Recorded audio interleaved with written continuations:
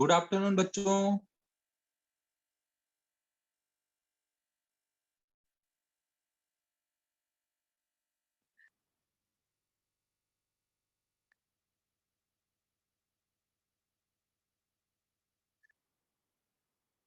Last वाले class में कुछ होमवर्क दिया था?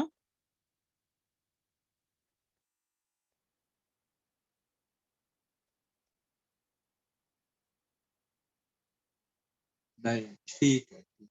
एक बस एक सम दिया था जो क्लास वर्क में ऐसे ये वाला दिया था एक बस।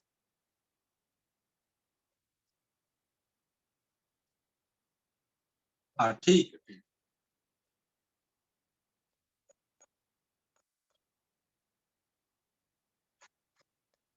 तो ये वाला तो एकदम सिंपल है, आपने आराम से कर लिया होगा। हमने एक सॉलिड स्फीयर लिया था और उसमें एक ऐसे बना दिया था टनल टाइप।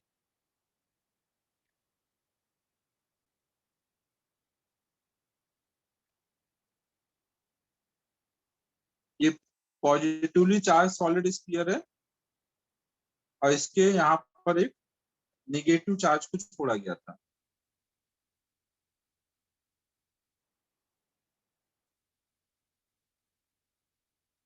चार्ज कितना था? -q। मास था m।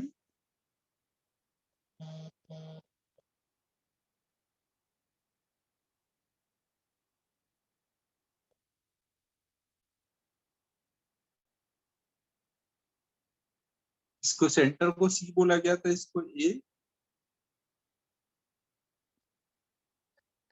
आयुष एक सेकंड बताता हूँ। इसका ये डिस्टेंस r था, इसका रेडियस r है, तो हमें स्पीड निकालनी थी जब वो सेंटर पे आ जाएगा। तो हम लोग क्या कर लेंगे, एनर्जी जो ए पे और होगी, इनिशियली ए पे था ना और सी पे अट्रैक्ट होके जाएगा ना।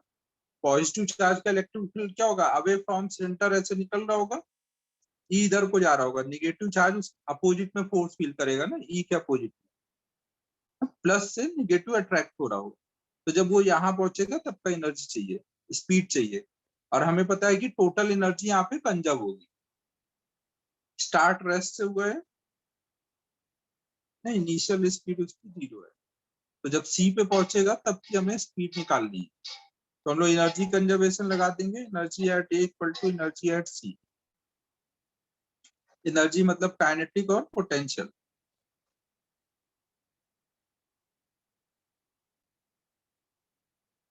काइनेटिक कितनी होगी ए पर, रेस्ट से छोड़ा गया है ना।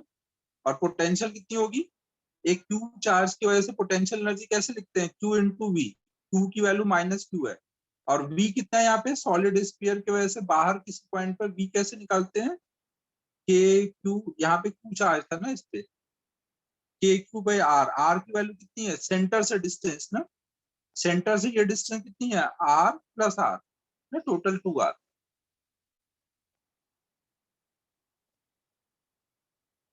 Equal to half m। C पे स्पीड यूसी मान लिया है, plus potential -q into V. Centre का पोटेंशियल कितना होगा बच्चों,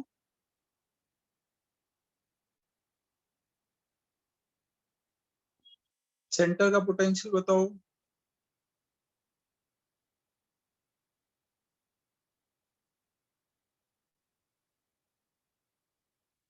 सॉलिड स्फीयर में सेंटर का, हाँ, 3/2 time of surface. 3/2 time of surface, surface का कितना होता है, k3/r। ठीक है, अब आगे ये सॉल्व कर लो। आगे तो कैलकुलेशन, अब इसको सॉल्व करो, उसी की वैल्यू आ जाएगी। सबको क्लियर है?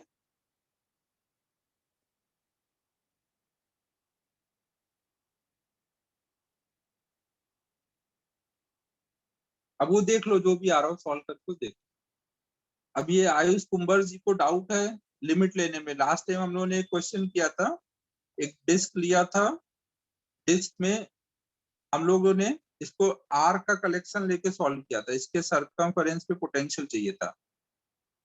तो आयुष को ये नहीं समझ आया कि यहाँ से अगर हम इसके एक्सट्रीम को ज्वाइन करते हैं तो ये एंगल थीटा कहाँ से कहाँ तक वैरी करेगा।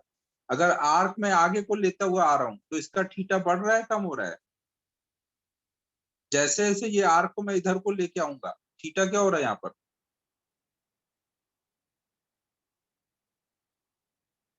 इंक्रीज हो रहा है ना, जितना आगे आता जाऊंगा उतना ज्यादा थीटा बढ़ता जाएगा। तो लास्ट में बढ़ते बढ़ते एकदम आर्क कहाँ आ जाएगा? यहाँ पे आ जाएगा आर्क। आर्क बढ़ते बढ़ते लास्ट में एकदम यहाँ क्लोज आ जाएगा ना, ये एकदम सेंटर के क्लोज है, पी के क्लोज है। थोड़ा सा मैंने समझने के लिए दूर दिखाया है। तो अब इन दोनों पॉइंट को मिलाओगे तो ये एंगल कितना बनेगा? 90 डिग्री ना। और अगर मैं दूर जाऊंगा तो ये एंगल क्या होता जाएगा? ये छोटा होता जाएगा ना। दूर जाने पे समझ आ रहा है? ये जितना दूर जाऊंगा उतना ये एंगल छोटा होता जाएगा। तो लास्ट में एकदम यहाँ पहुंच जाऊंगा, एकदम यहाँ पर। तो उसके लिए एंगल एकदम छोटा होते होते टेंडिंग टू जीरो हो जाएगा।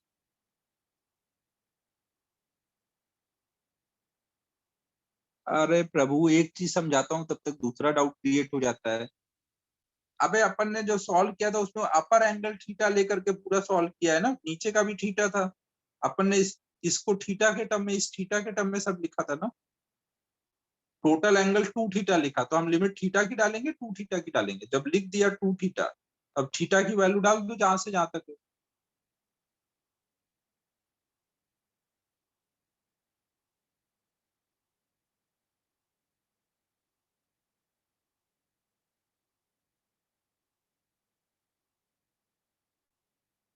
ठीक है बच्चों, अब आगे चले।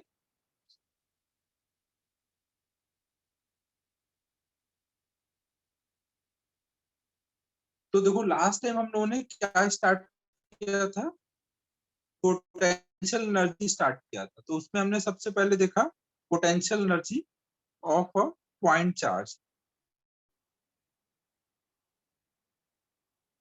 अगर हम एक पॉइंट चार्ज को स्पेस में कोई भी पॉइंट पर रखेंगे तो वहां पे उसको रखने में कितना वर्क करना पड़ेगा? जितना वर्क करना पड़ेगा उतना ही वहां पे एनर्जी स्टोर हो जाएगी।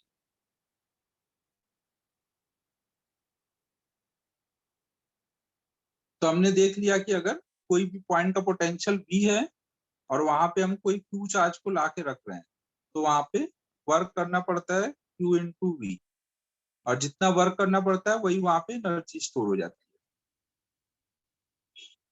और Q को हमेशा विद साइन रखना है।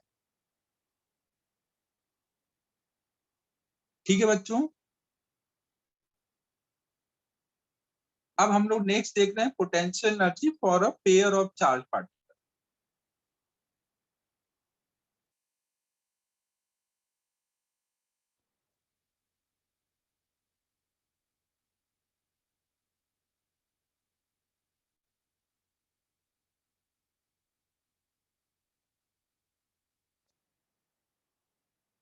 मतलब हमें दो चार्ज पार्टिकल है, एक मान लो Q1 और Q2।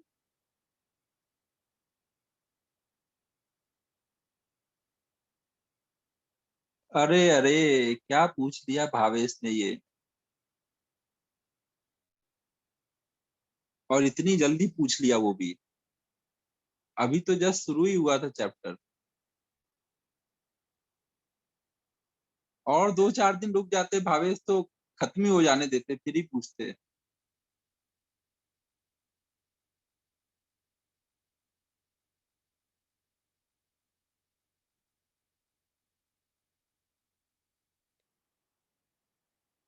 भावेश तुम जाने तो ज्यादा जोर न दो।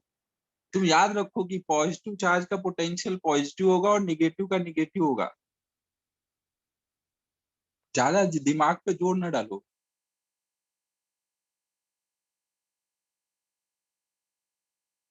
ये याद है मास में फोर्सेस हमेशा कैसे लगते थे? मास के टाइम में फोर्स हमेशा कौन से नेचर का होता था? अट्रैक्टिव नेचर का। अट्रैक्टिव नेचर का जहां पे भी फोर्स होगा वहां पे भी निगेटिव आएगा।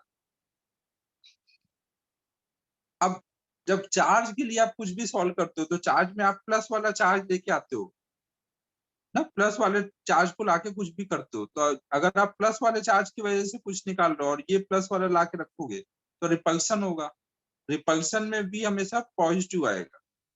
और अगर यहाँ पे निगेटिव चार्ज रखा होता और फिर आप कोई पॉजिटिव चार्ज लाके कैलकुलेट करते तो वो अट्रैक्ट होता। जहां अट्रैक्टिव फोर्स लगा वहां पे V निगेटिव हो जाएगा। तो निगेटिव चार्ज पार्टिकल के लिए अट्रैक्शन का फोर्स होगा, पॉजिटिव चार्ज पार्टिकल के लिए रिपल्सन का। समझ रहे हो ना? अट्रैक्शन जहां पे होगा वहां पे ही निगेटिव होगा, और हमेशा लाने वाला चार्ज पार्टिकल आपका फिक्स है प्लस है, तो उसको अट्रैक्ट कौन करेगा? माइनस वाला।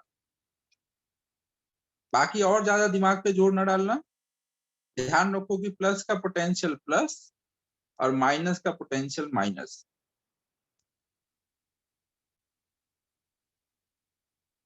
तो अब हम लोग देखो नेक्स्ट देख रहे हैं,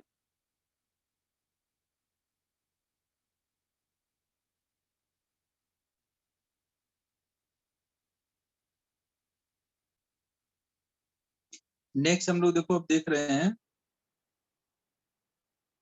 potential energy for a pair of charge particle. मतलब हमें एक सिस्टम बनाना है जिसमें दो चार्ज पार्टिकल को हमें कुछ डिस्टेंस पे रखना है। मान लो ये डिस्टेंस कुछ R है, तो R डिस्टेंस पे रखना है। तो यहाँ पे रखने में जितना भी वर्क करना पड़ेगा उसी को हम बोलेंगे ये इस सिस्टम की पोटेंशियल एनर्जी है। समझ आ रहा है बच्चों?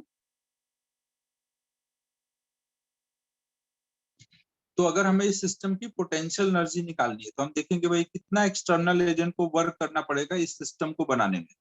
तो हम कैसे सोचेंगे कि पहले एक चार्ज पार्टिकल ला के रखे ना, इसको हम वर्क डन को दो पार्ट में डिवाइड करेंगे।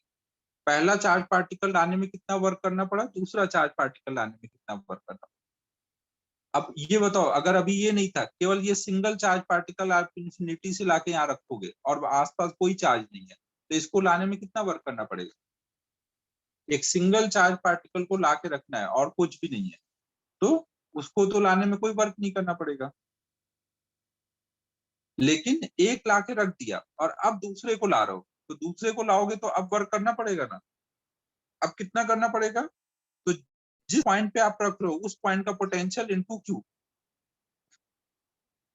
अगर किसी पॉइंट पे पहले से पोटेंशियल है तो उस पॉइंट का पोटेंशियल इनटू क्यू वर्क करना पड़ेगा ना। जब हम इसको लाए तो पहले से कोई पोटेंशियल नहीं था जहां पे इसको रखा, तो इसलिए उसके लिए work done Q into V किया तो 0 आया।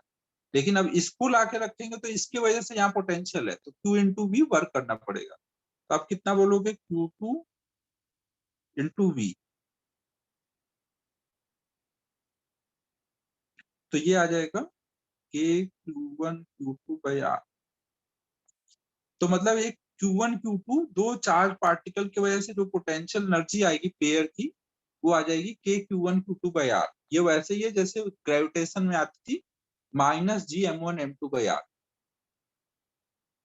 यहाँ पे Q1 Q2 को आप साइन के साथ डालोगे ना, Q1 Q2 साइन के साथ। अगर एक प्लस होगा एक माइनस होगा तो ये दोनों अट्रैक्ट करेंगे ना, तो वहां पे ये खुद ही निगेटिव में आ जाएगा। जब भी निगेटिव में आ रहा है वहां मतलब अट्रैक्टिव फोर्स लग रहा है, प्लस में आएगा तो वहां रिपल्सिव फोर्स लग रहा हो। ठीक है, हमेशा ध्यान रखना फॉर्मूले में Q1 Q2 को साइन के साथ डालना है ना। पोटेंशियल या पोटेंशियल एनर्जी के कोई भी फॉर्मूले में Q1 Q2 को हमेशा साइन के साथ डालना है, कोई भी चार्ज को साइन के साथ डालना है। तो एक पेयर ऑफ चार्ज पार्टिकल के लिए हमने पोटेंशियल एनर्जी देख ली ना, नोट करो इसको। ये ऊपर वाला तो ये कल का था ना, ये सब तो नोट है ना, यहाँ से कर।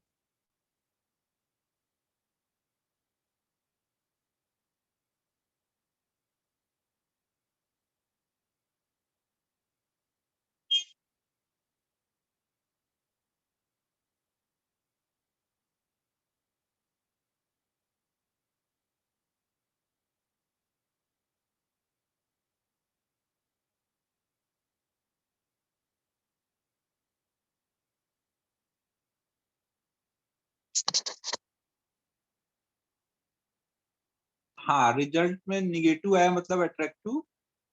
मास वाले में देखो हमेशा निगेटिव कब रहता है? जब अट्रैक्टिव, मास तो अट्रैक्ट ही करते हैं ना।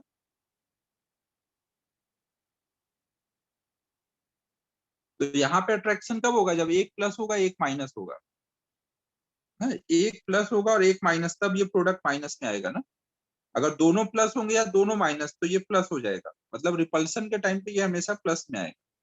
आप खुद सोचो, अगर रिपल्सन हो रहा है तो दो चीजों को पास लाने के लिए क्या करना पड़ेगा? अगर ये दोनों रिपल हो रहे हैं तो एक्सटर्नल एजेंट को वर्क करना पड़ेगा पास लाने के लिए, और अट्रैक्शन में तो ये खुद ही भाग रहे होंगे, एक्सटर्नल एजेंट को निगेटिव में वर्क करना पड़ेगा, रोकना पड़ेगा पास आने से।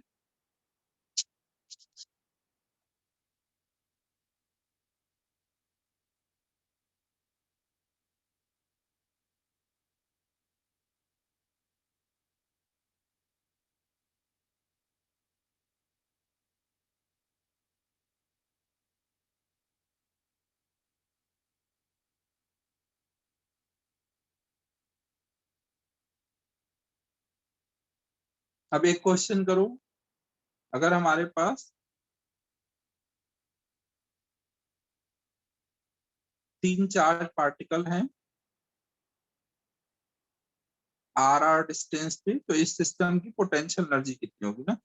तीन चार्ज पार्टिकल ऐसे प्लस वाले एक ट्रायंगल के वर्टेक्स पे रखे हुए हैं।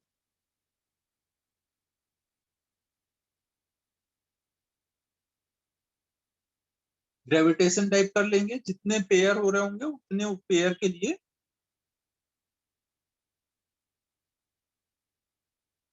पोटेंशियल एनर्जी लिख देंगे ना।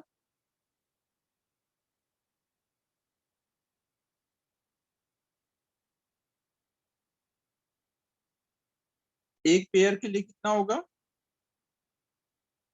के Q1 Q2 मतलब क्यू स्क्वायर हो जाएगा बाय आर। और ऐसे तीन पेयर बनेंगे ना, तीन साइड के लॉन्ग तीन पेयर, तो इंटू थ्री।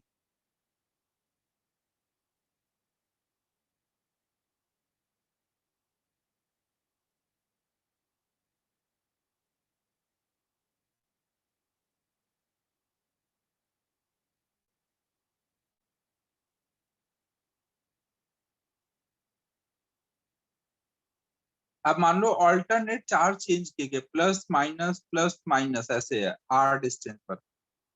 अब इस पेयर के लिए पोटेंशियल एनर्जी निकालनी, इस स्क्वायर के लिए साइड लेंथ आर है।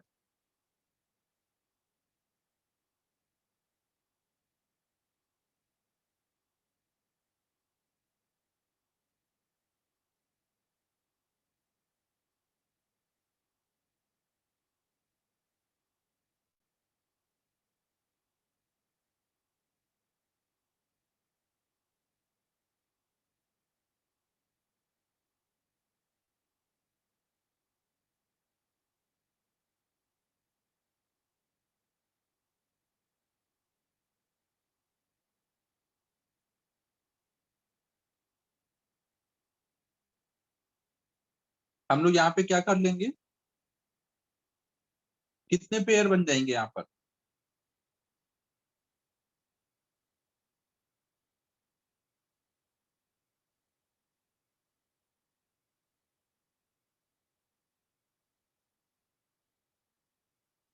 यहाँ पे देखो, ये साइड के लॉन्ग चार पेयर बनेंगे ना, और दो डायगोनल के लॉन्ग बनेंगे, टोटल छह पेयर बनने हैं ना।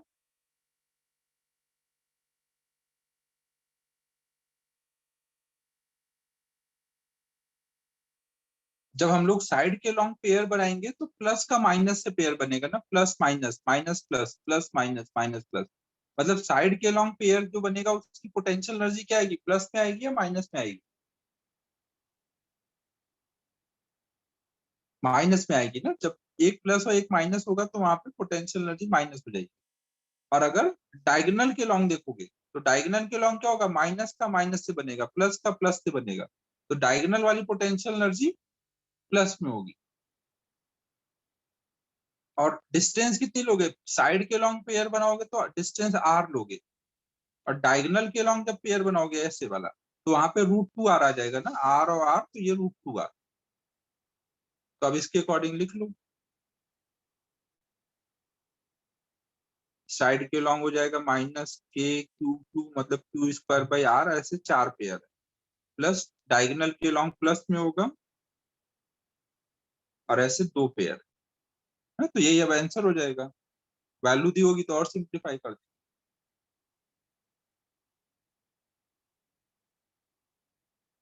एक और ऐसे ही कर लो।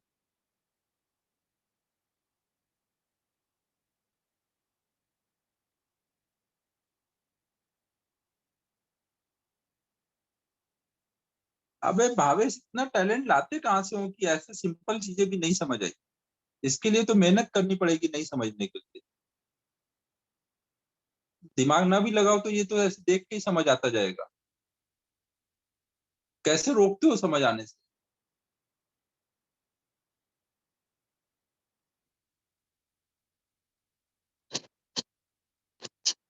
भावेश बेटा, क्या करते हो तुम? भावेश अब अनम्यूट करके हम लोग को समझाएगा कि कैसे ऐसा वो करता है। अरे मालिक देख, पेयर में फॉर्मूले में डालना है Q1 Q2, एक अगर प्लस होगा एक माइनस, तो ये पूरा प्रोडक्ट क्या हो जाएगा? अगर एक प्लस में है एक माइनस में, इनको साइन के साथ डालना है, Q1 Q2 को साइन के साथ डालना है। इसका क्या मतलब है? साइन के साथ डालो।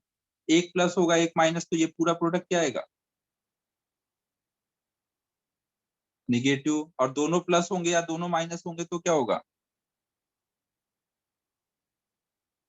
दोनों प्लस या दोनों माइनस में पॉजिटिव।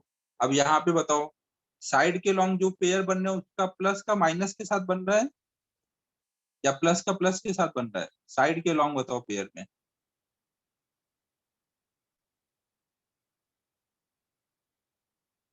प्लस का माइनस के साथ बन रहा है, तो ये साइड के लॉन्ग जो पोटेंशियल एनर्जी आएगी वो प्लस में आएगी या माइनस में आएगी? साइड के लॉन्ग वाली पोटेंशियल एनर्जी माइनस में आएगी। अब डायगोनल के लॉन्ग देखो, डायगोनल के लॉन्ग जो बन रहा है वो किसका किसके साथ बन रहा है? प्लस का प्लस से, माइनस का माइनस से। तो जब Q1 Q2 डालोगे, Q1 भी प्लस में Q2 भी प्लस में है, यहाँ पे डालोगे Q1 Q2 माइनस में है, ये भी माइनस में है, तो डायगोनल वाला किस में आएगा? प्लस में।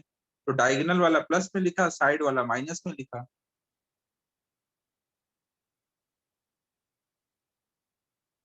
समझा क्या क्या बोल रहा हूँ? हाँ हाँ, करो करो। हेलो हाँ भावेश बताओ। सर, हम ऐसा नहीं सोच सकते कि एक पॉइंट नहीं चार्ज सोच पहले सकते, से रख दिया, फिर बाद में पहले दूसरा ही बोल लाया। दिया नहीं सोच सकते ना। तुमने बोला ना हम ऐसा नहीं सोच सकते, तो नहीं सोच सकते। निगेटिव एटीट्यूड की बातें करेगा तो यार तो जाने ही दे। पहले ऐसे बोल कि सर हम क्या ऐसे सोच सकते हैं, फिर शुरुआत कर। तो क्या हम ऐसे सोच सकते कि वेरी गुड। हाँ, पहले पॉजिटिव चार्ज ला के रख देंगे, वेरी गुड। फिर बाद में उसके साइड का नेगेटिव चार्ज, हाँ फिर एकदम बाद वेरी में गुड। पॉजिटिव, और फिर वेरी बाद गुड। में। वेरी गुड, एकदम ऐसा सोच सकते हैं। बस जब देख पहला रखेगा तो कोई वर्क नहीं करना पड़ेगा, जब दूसरा रखूंगा तो पहले की वजह से v लिखेगा इंटू क्यू कर देगा। अब इन दोनों का हो गया। अब तीसरा रखेगा तो इन दोनों की वजह से यहाँ v इंटू क्यू कर दे। फिर तीसरे को रखने के बाद जब चौथा रख रहा होगा तो इन तीनों की वजह से यहाँ v लिख दे, इंटू क्यू कर दे, तो यही आ जाएगा।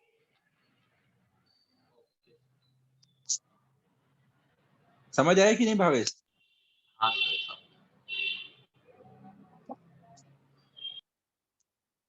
तो अब देखो हम लोग नेक्स्ट देख रहे हैं।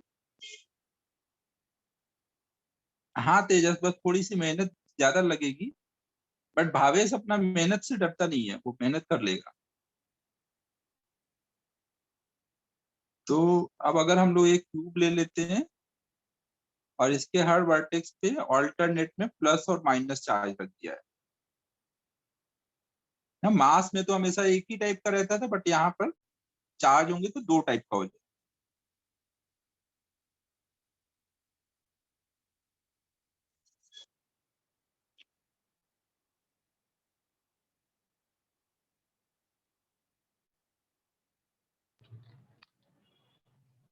साइड लेंथ r है, तो आपको बताना है इसकी कितनी पोटेंशियल एनर्जी हो जाएगी।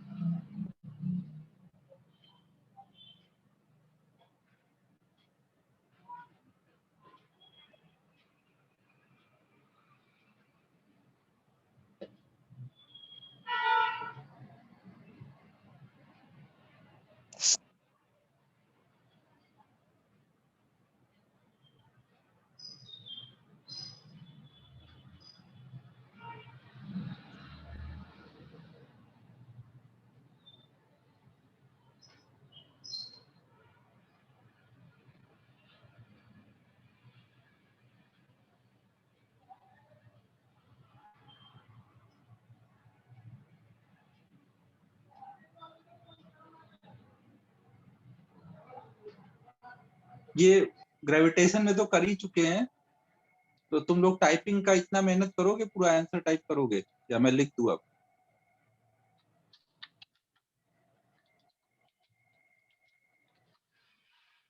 तो मैं लिख ही देता हूँ ना, कर तो लोगे ही सभी लोग। क्या बात है, पांडा जी ने पूरी मेहनत कर डाली। सबको ये याद है ना कि अपन को पेयर जो बनाते थे वो काउंट कर लेते थे ना, कि जितने पेयर बनने हैं वो हमने लिखे हैं कि नहीं। पेयर बनाने का फॉर्मूला क्या रहता था? नंबर ऑफ पेयर के लिए क्या रहता था? NC2, मतलब n इंटू n माइनस 1/2 ना, NC2 को सॉल्व करेंगे तो ये आ जाएगा। तो यहाँ पे 4 पार्टिकल थे तो 6 पेयर बनने थे ना। जब 4 पार्टिकल होंगे तो नंबर ऑफ पेयर कितने होंगे? 6।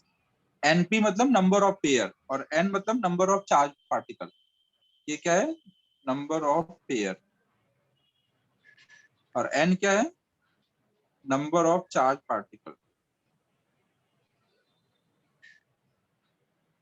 ग्रेविटेशन में किया हुआ है ना सब ये सब। तो यहाँ पे कितने नंबर ऑफ पेयर आएंगे? चार्ज पार्टिकल कितने हैं यहाँ पर? भावेश फटाक से बता, कितने चार्ज पार्टिकल? लिख ही दिया इसने, 8C2। 8 है ना? 8C2 मतलब 8 into 8 minus 1, 7/2। n into n minus 1/2 किया ना, तो 28। 28 चार्ज पार्टिकल हैं, तो अब हमें पता है कि 28 पेयर बनाने हैं। तो अब मैं सोचूंगा किधर किधर पेयर बन रहा है। तो साइड के लॉन्ग देखूंगा तो साइड के लॉन्ग पेयर्स बन रहे हैं। साइड कितने होते हैं एक क्यूब में? एक क्यूब में कितने साइड होते हैं? 8। अमन, 8 होते हैं 10 होते हैं? अमन जल्दी बता, 8 होते हैं 10 होते हैं एक साइड में? 6 होते हैं। ये ऐसे आयुष और ये सीधे भगवान बता रहे हैं, इनके तो चरण छूने चाहिए। एक क्यूब में साइड, साइड मतलब ये वाली साइड की बात हो रही है, फेस की बात नहीं हो रही है, एज की बात हो रही है। एज की बात हो रही है, साइड मतलब ये। कितने एज है इसमें? अच्छा ठीक है, एज बता दो। 8। अब बोला अमन ने सही। आयुष तू भी बता।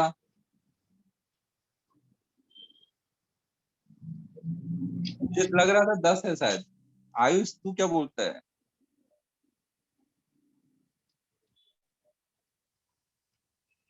काउंट कर, जल्दी जल्दी काउंट कर।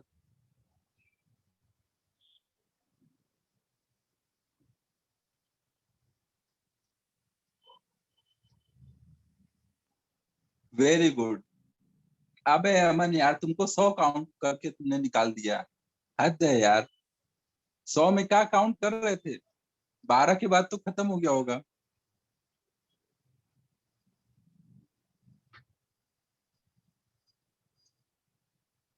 अमन के बाद तो 100 के बाद तो मैं स्पीचलेस हो गया अब। तो देखो क्या है यहाँ पर, ये काउंट करोगे तो 4 एज ये हो गए, 4 एज यहाँ पर आ जाएंगे, फिर ये जो होंगे 4 4 12 हो गए। तो ये काउंट कर लो भाई, क्यूब में कितने एज होते हैं ये सब पता होने चाहिए। तो एज के लॉन्ग 12 पेयर बनेंगे ना? एज के लॉन्ग 12 पेयर बनेंगे। अमन 100 कैसे सोचा था तुमने? ये कौन सी आंखों से देखा तुमने?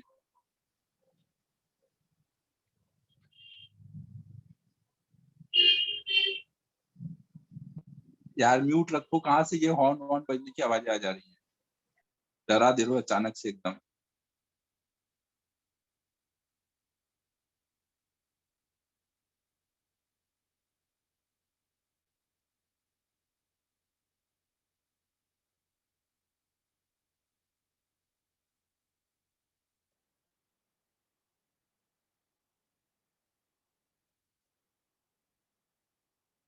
तो देखो यू के लिए हम लोग 12 पेयर तो हमें पता है कि साइड के लॉन्ग मतलब एज के लॉन्ग बन जाएंगे।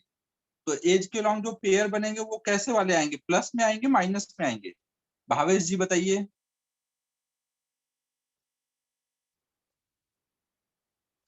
माइनस में आएंगे, 12 पेयर के लिए माइनस हो जाएगा, और 12 पेयर के लिए आर कितना पकड़ेंगे? दोनों चार्ज पार्टिकल के लिए ये बीच की डिस्टेंस कितनी पकड़ेंगे, एज के लॉन्ग के लिए आर, तो 12 पेयर की एनर्जी लिख देंगे।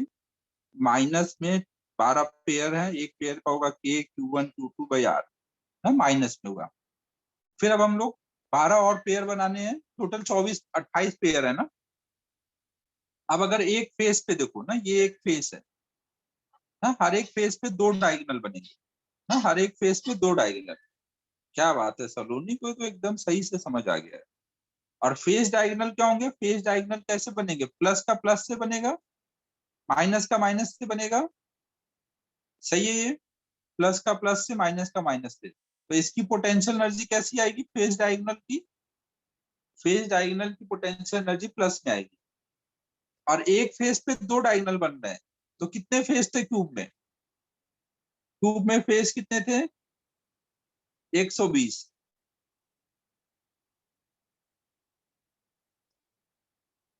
तो क्यूब में फेस थे 6, और एक फेस पे, और एक फेस पे 2 डायगोनल बने थे ना, पेयर बने थे, तो 12 पेयर बन जाएंगे। और फेस डायगोनल के लिए जब पेयर की एनर्जी लिखेंगे तो कितनी लिखेंगे, के Q1 Q2 बाई √2R ना, फेस डायगोनल में डिस्टेंस तो यही होगी ना, आर और आर, तो फेस डायगोनल के लिए √2R। फिर हम लोग बॉडी डायगोनल देखेंगे, बॉडी डायगोनल कितने हो जाएंगे ना, इस प्लस का इधर वाले के साथ ना, इस प्लस का इस माइनस के साथ, इस माइनस का इस प्लस के साथ, इसका इसके साथ, समझो ना, बॉडी डायगोनल का इसका इसके साथ डायगोनल बनेगा ना, बॉडी डायगोनल। और बॉडी डायगोनल में कैसे बन रहा है, प्लस का किसके साथ बन रहा है,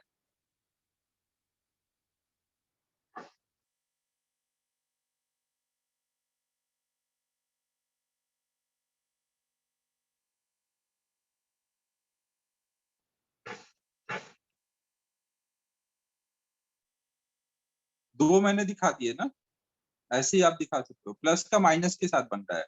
और बॉडी डायगोनल की डिस्टेंस कितनी होती है, क्यूब के बॉडी डायगोनल की डिस्टेंस कितनी होगी, √3R।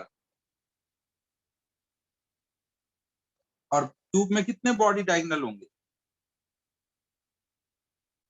जब इधर ये आमने सामने के 2 फेस को मिलाओगे तो ये बन जाएंगे 2, और ऐसे ये और ये को मिलाओगे ऊपर नीचे तो 2 और बन जाएंगे 4, तो टोटल हो जाएंगे 4। और ये एनर्जी माइनस में होगी, माइनस के Q1 Q2 बाई √3R। ठीक है बच्चों, तो ऐसे कोई भी हमारी सिस्टम आ जाएगी तो हम उसकी पोटेंशियल एनर्जी लिख देंगे।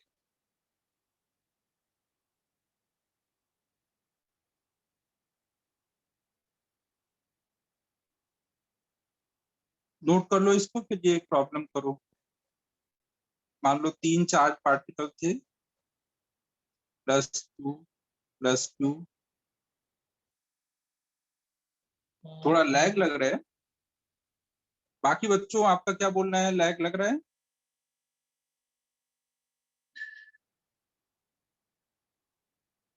कुछ लोगों को लग रहा है, नहीं लग रहा है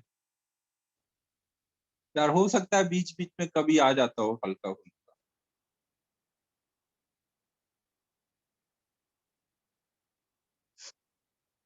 ठीक है,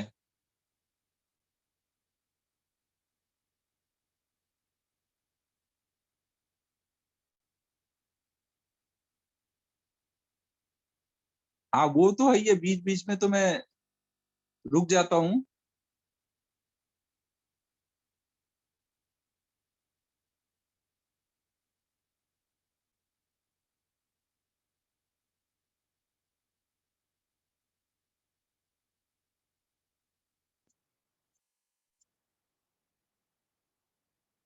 नहीं नहीं, लैग आ ही नहीं रहा है आयुष, जब लैग आता तब चेक करने की जरूरत पड़ती है, लैग आ ही नहीं रहा है तो कहाँ चेक करना।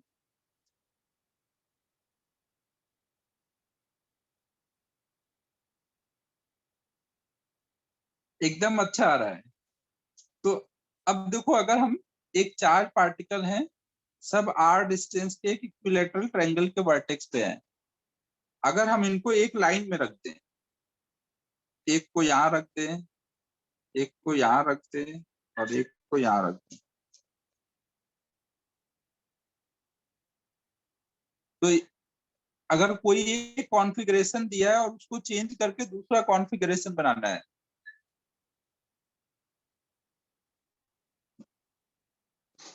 अगर कोई एक कॉन्फ़िगरेशन दिया है, इसको चेंज करके कोई और कॉन्फ़िगरेशन बनाना है और उसमें पूछा जाए कि बताओ कितना वर्क करना पड़ेगा, तो बताओ बच्चों कितना वर्क करना पड़ेगा। क्वेश्चन समझ आया क्या? क्वेश्चन समझ आया बच्चों? देखो लैग नहीं आ रहा है, तुरंत रिस्पॉन्ड किया आयुष ने, वेरी गुड। कोई लैग नहीं है, तुरंत रिस्पॉन्ड किया था आयुष ने।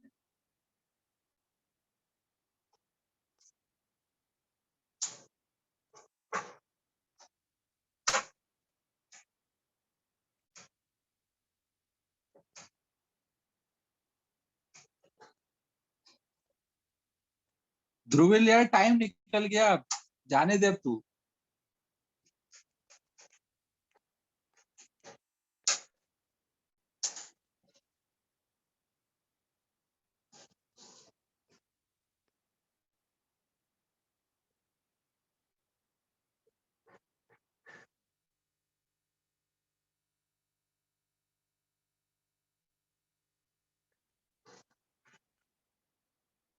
ध्रुविल बेटा, ये है क्वेश्चन की, 3 चार्ज पार्टिकल हैं, वो एक इक्विलैटरल ट्रायंगल के वर्टेक्स पे हैं, तो उनको एक लाइन में ऐसे लगाना है। तो ऐसे लाइन में लगाने के लिए कितना वर्क करना पड़ेगा? अभी समझ आया क्या?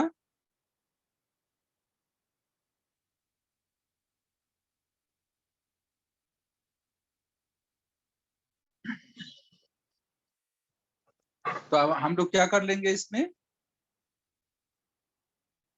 जब भी कोई भी सिस्टम के कॉन्फ़िगरेशन में चेंज होता है और वर्क डन पूछा जाए, तो हम क्या करेंगे, इनिशियल एनर्जी देखेंगे, फाइनल एनर्जी देखेंगे, और फिर work done by external agent और चेंज इन पोटेंशियल एनर्जी को रिलेट कर देंगे। है कि नहीं बच्चों? यही होता है ना, डब्ल्यू एक्सटर्नल बराबर डेल्टा यू। सब कुछ स्लोली हो रहा है ना, ये गिवन है। फाइनल एनर्जी कितनी बोलेंगे?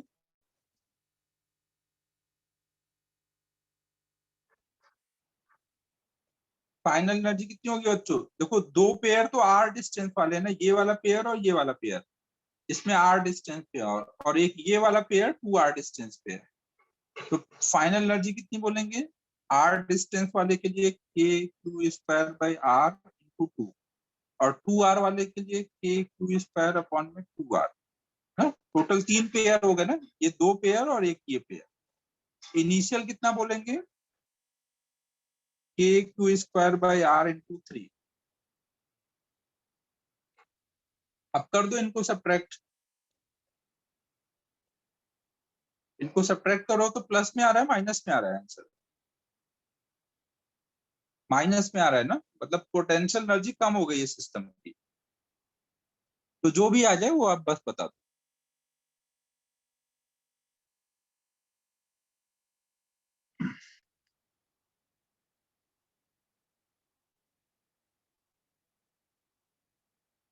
ठीक है बच्चों, सबको क्लियर है?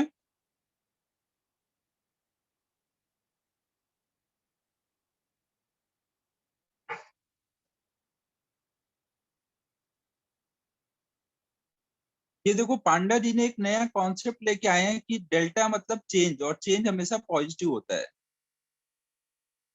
तो ये नए कॉन्सेप्ट पे थोड़ा प्रकाश डालिए पांडा जी, कैसे ऐसा होता है?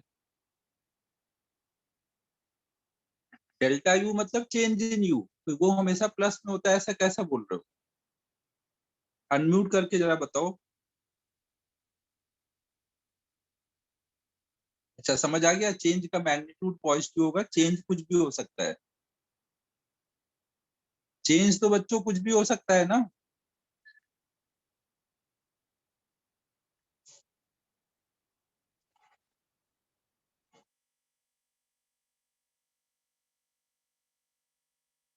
जब एक क्यूब में 100 साइड दिख सकते हैं अमन, तो चेंज तो कुछ भी हो ही सकता है, फिर तो इतना क्या ही सोचना।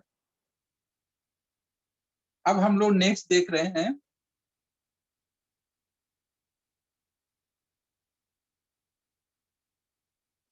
Potential energy of hollow sphere, जिसको हम लोग सेल्फ एनर्जी बोलेंगे।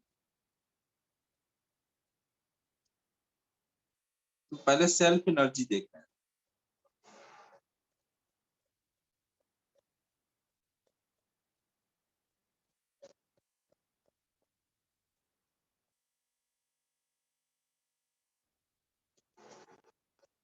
देखो अब नेक्स्ट हम देख रहे हैं सेल्फ एनर्जी ऑफ कोई भी सॉलिड बॉडी। सेल्फ एनर्जी देखो क्या होती है, जब भी आप कोई भी चार्ज पार्टिकल वाली बॉडी बना रहे हो, कोई भी चार्ज पार्टिकल वाली अगर आप बॉडी बना रहे हो, तो उसको आपने कैसे बनाया होगा, डी क्यू चार्ज ला ला करके रखा होगा। पहला डी क्यू लाने में तो कोई वर्क नहीं करना पड़ा होगा, लेकिन अगला डी क्यू लाने में वर्क करना पड़ा होगा, उससे अगला डी क्यू लाने में और वर्क करना पड़ा होगा, फिर और वर्क, ऐसे करते करते पूरी बॉडी बने। तो पूरी बॉडी को बनाने में जो भी वर्क करना पड़ा, उसको आप क्या बोलोगे, इसकी पोटेंशियल एनर्जी। और जब एक कोई सॉलिड बॉडी की पोटेंशियल एनर्जी बोलते हो, तो उसको हम नाम देते हैं सेल्फ एनर्जी। सेल्फ एनर्जी मतलब क्या है, कोई भी सॉलिड बॉडी की पोटेंशियल एनर्जी, कोई भी बॉडी की पोटेंशियल एनर्जी को ही हम लोग सेल्फ एनर्जी बोलते हैं। तो ये क्या है, potential energy of any body is called self energy. मतलब कभी भी कोई बॉडी का सेल्फ एनर्जी पूछा जाए, मतलब उसकी वहां पे पोटेंशियल एनर्जी निकालनी है। और पोटेंशियल एनर्जी होगा क्या, उसको बनाने में जो वर्क डन करना पड़ा होगा एक्सटर्नल एजेंट।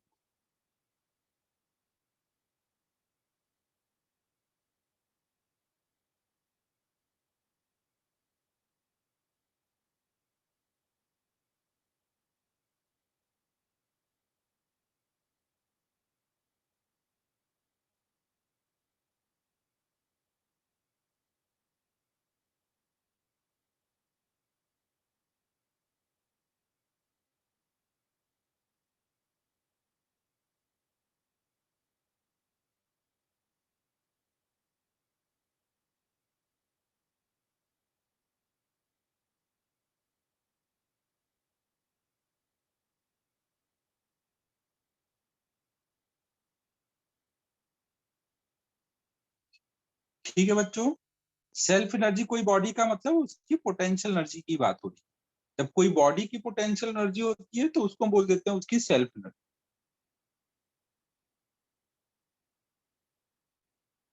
अब देखो कोई भी बॉडी की सेल्फ एनर्जी आप कैसे निकालोगे, आप मानोगे कि डी क्यू चार्ज आप लेके आ रहे हो बार बार, आपको मान लो टोटल कैपिटल क्यू चार्ज लाना था, तो आप सोचोगे कि मान लो कोई टाइम पे क्यू चार्ज हम ला चुके हैं और फिर एक डी क्यू लेके आ रहे हैं, तो क्यू चार्ज की वजह से पहले से पोटेंशियल आ चुका होगा, तो we into D Q.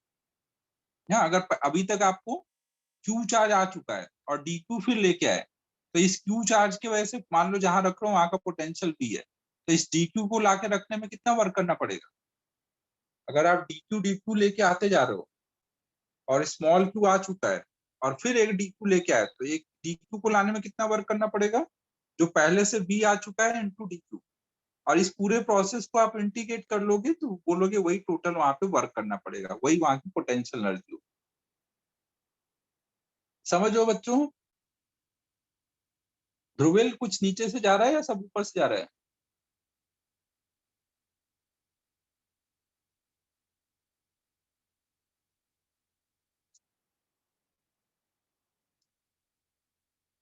Very good very good. तो अब हम लोग देखो यहाँ पर सेल्फ एनर्जी दो ही टाइप की बॉडी के लिए निकालेंगे ना। एक हम लोग देखने जा रहे हैं फॉर हॉलो स्फीयर। देखो हॉलो स्फीयर में क्या रहेगा, ये सब हम लोग देख चुके हैं ना, ग्रेविटेशन में याद होगा सबको, ये सेम चीजें सब देख चुके हैं। अगर हमने एक मान लो हॉलो स्फीयर बनाया जिसके सरफेस पे हमने कुछ क्यू चार्ज रखा,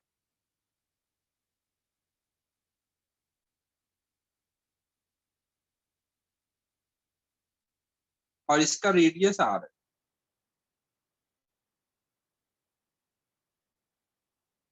तो अब ये जो कैपिटल क्यू चार्ज है उसको आप सोच सकते हो कि डी क्यू ला करके आपने पूरा क्यू चार्ज बनाया है।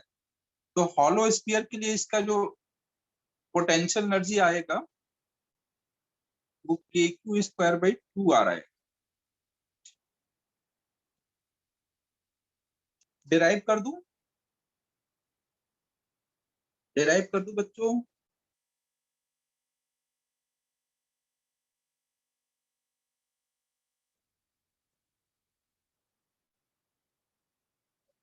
मैं पता है अभी यही सोच रहा था कि ध्रुविल का भी आंसर आएगा और ध्रुविल नहीं बोलेगा, क्योंकि ध्रुविल का डेरिवेशन में विश्वास ही नहीं है। तब तक ध्रुविल का आंसर आ ही गया नहीं।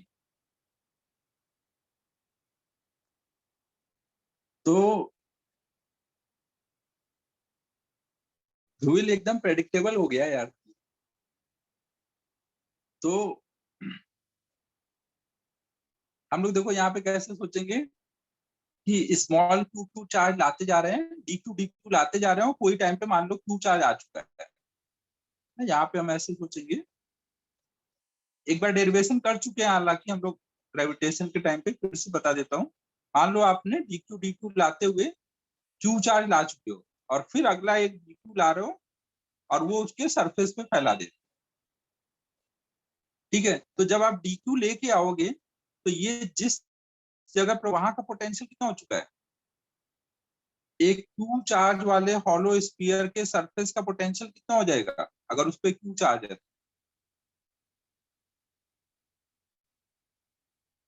बताओ बच्चों, एक क्यू चार्ज के हॉलो स्फीयर के सरफेस का पोटेंशियल क्या होगा? KQ/R। तो इसका मतलब इस डी क्यू को हमने जहां सरफेस पे रखा है वहां का पोटेंशियल हमें पता है, तो इसको रखने में हमें कितना वर्क करना पड़ेगा? DQ/V ना। फिर हर एक DQ के लिए यही काम करना है, तो इंटीग्रेट कर देंगे तो यही टोटल वर्क डन हो जाएगा, ये इसकी पोटेंशियल एनर्जी आ जाएगी। अब K और R तो बाहर चला जाएगा, यहाँ आ जाएगा QDQ, 0 से Q। अब इसको इंटीग्रेट करेंगे तो आ जाएगा KQ²/2R।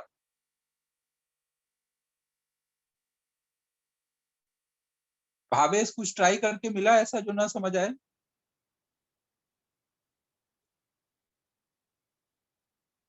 भावेश समझ आया सब कुछ?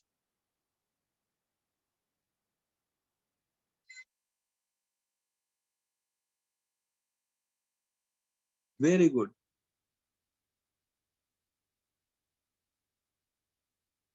तो ये याद रखना है सबको ना, potential energy due to hollow sphere कितनी होती है?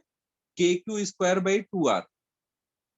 और एक चीज ये ध्यान रखना, ये मैं अभी आगे डिराइव भी करूंगा, लेकिन अभी आपको याद रखना है कि जो भी एनर्जी यहाँ स्टोर होती है वो सब कहाँ पे स्टोर होती है? जहां पे इलेक्ट्रिक फील्ड होगा ना। ये जो एनर्जी स्टोर हुई है वो कहाँ हुई है स्टोर? इसके आसपास पूरे, जहां जहां पे इसका इलेक्ट्रिक फील्ड गया है वहां वहां पे ये एनर्जी स्टोर है। समझ आ रहा है बच्चों? ये अभी मैं डिराइव करके दिखाऊंगा भी, लेकिन अभी आपको याद रखना है कि जहां जहां पे इलेक्ट्रिक फील्ड होगा वहां वहां पे ये पूरी एनर्जी स्टोर रहेगी। ये पॉइंट नोट कर लो कि potential energy will be stored in space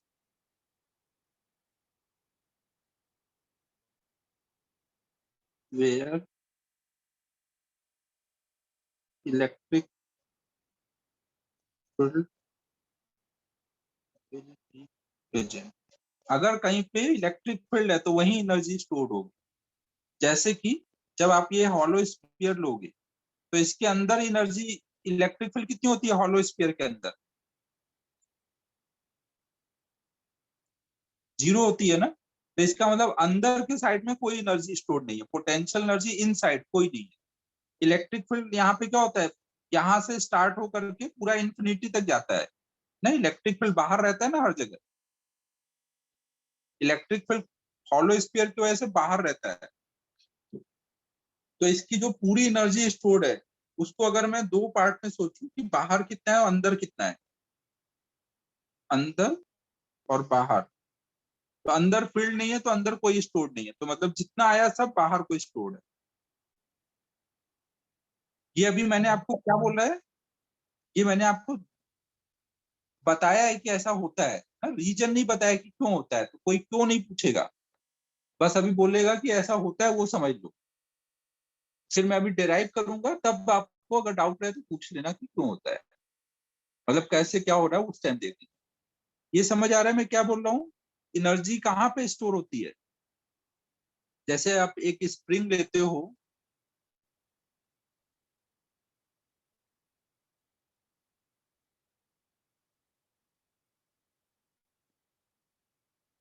और इसको खींचते हो, तो एनर्जी स्टोर स्प्रिंग में आ जाती है ना। एनर्जी स्टोर वहां कहाँ रहती है? स्प्रिंग में।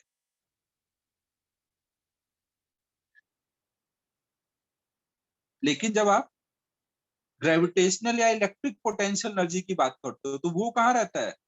बाहर स्पेस में, खाली जगह में। आपको कुछ दिख ही नहीं रहा है कि एनर्जी स्टोर्ड है यहाँ पर, बट हर जगह एनर्जी भरी हुई है।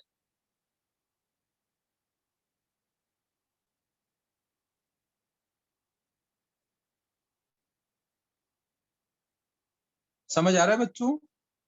यहाँ हर जगह एनर्जी भरी हुई है, चार्ज के आसपास जहां जहां तक उसका फील्ड गया है, वहां वहां तक उसकी एनर्जी भरी हुई है, उसके वजह से एनर्जी भरी हुई है।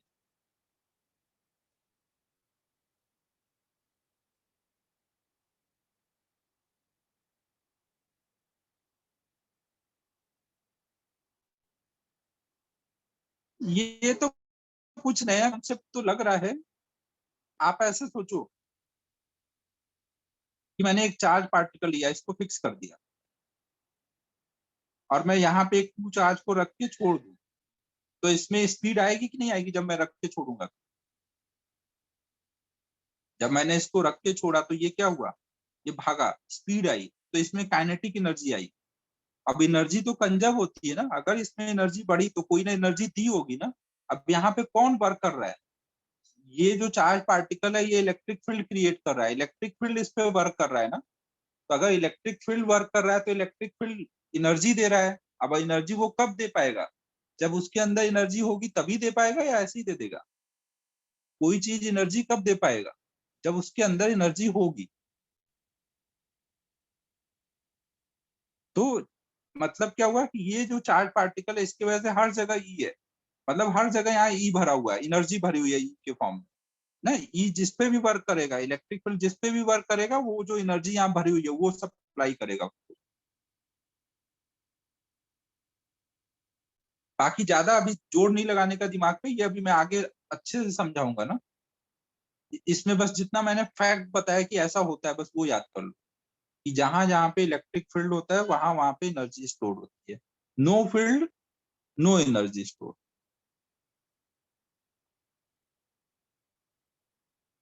समझ आया बच्चों? ये सब अभी छोड़ दो आप, ये सब कुछ मत लिखो ना, सब अभी आगे फिर से लिखेंगे।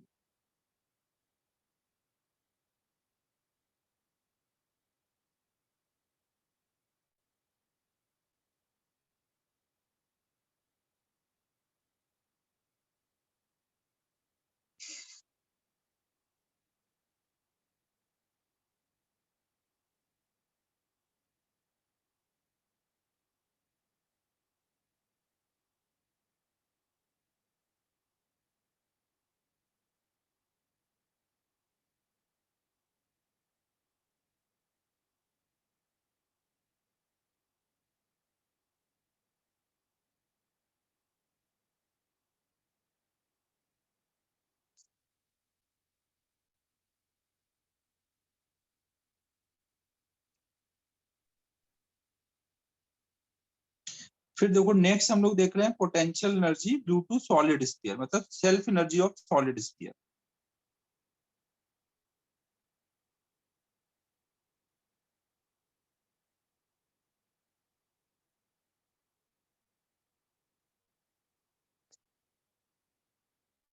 मान लो हमने एक सॉलिड स्फीयर बनाया है, डी क्यू चार्ज ला करके ना। अगर इस पे टोटल चार्ज क्यू है, रेडियस आर है, ग्रेविटेशन में एक बार वो कराया हुआ है डेरिवेशन ना। मैं इस बार इसका नहीं करता हूँ, इजी वाला कर दिया, टफ वाला जाने देता हूँ।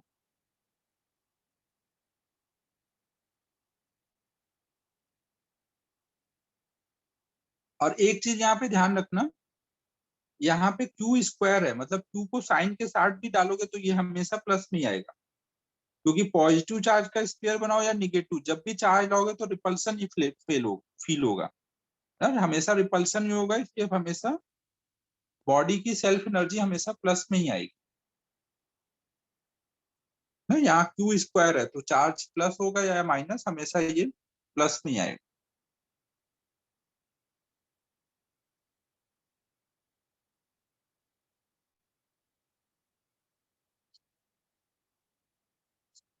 तेजस यही लिखना है।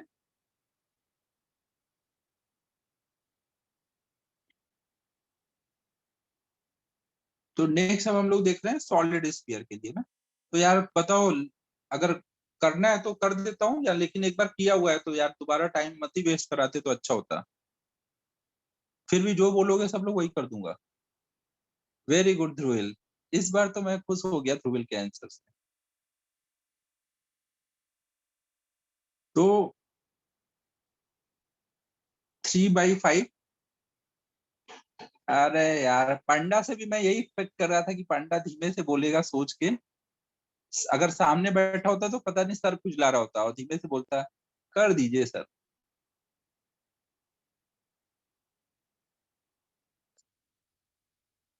पांडा से तो यही एक्सपेक्टेशन थी। पांडा यार ग्रेविटेशन का देख लेना भाई, सेम वैसा ही है, दोबारा दोबारा करवा रहा है यार।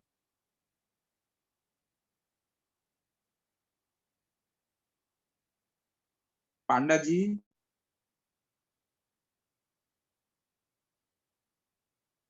अभी इसका एक डेरिवेशन तो मैं करने ही वाला हूँ एक तरीके से।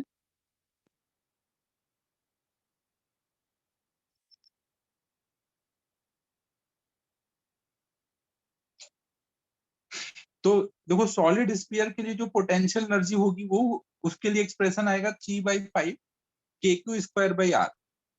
अब अगर इसमें से पूछा जाए कि ये जो एनर्जी स्टोर्ड है उसमें से कितनी एनर्जी स्फीयर के अंदर स्टोर है ना, कितनी इसके अंदर स्टोर है और कितनी बाहर को स्टोर है, बाहर वाले स्पेस में, तो आप क्या बोलोगे? क्या आप बता सकते हो कितनी अंदर है कितनी बाहर है? टोटल पता है आपको? अंदर और मिला के, अंदर और बाहर का मिला करके टोटल आपको पता है 3/5 KQ²/R। तो क्या आप ये सोच सकते हो कितना अंदर है कितना बाहर है?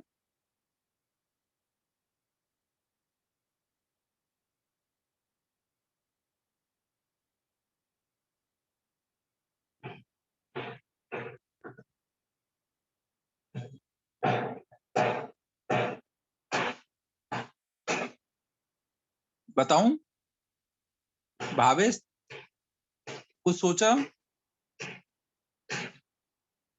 सारी उम्मीदें मेरी तेरे से ही थी कि तू जरूर कुछ सोच रहा होगा अच्छा। अरे मालिक, इसमें बाहर कैसे होगा भाई? सॉलिड स्फीयर में ई अंदर नहीं होता। सॉलिड स्फीयर में ई कहाँ कहाँ होता है?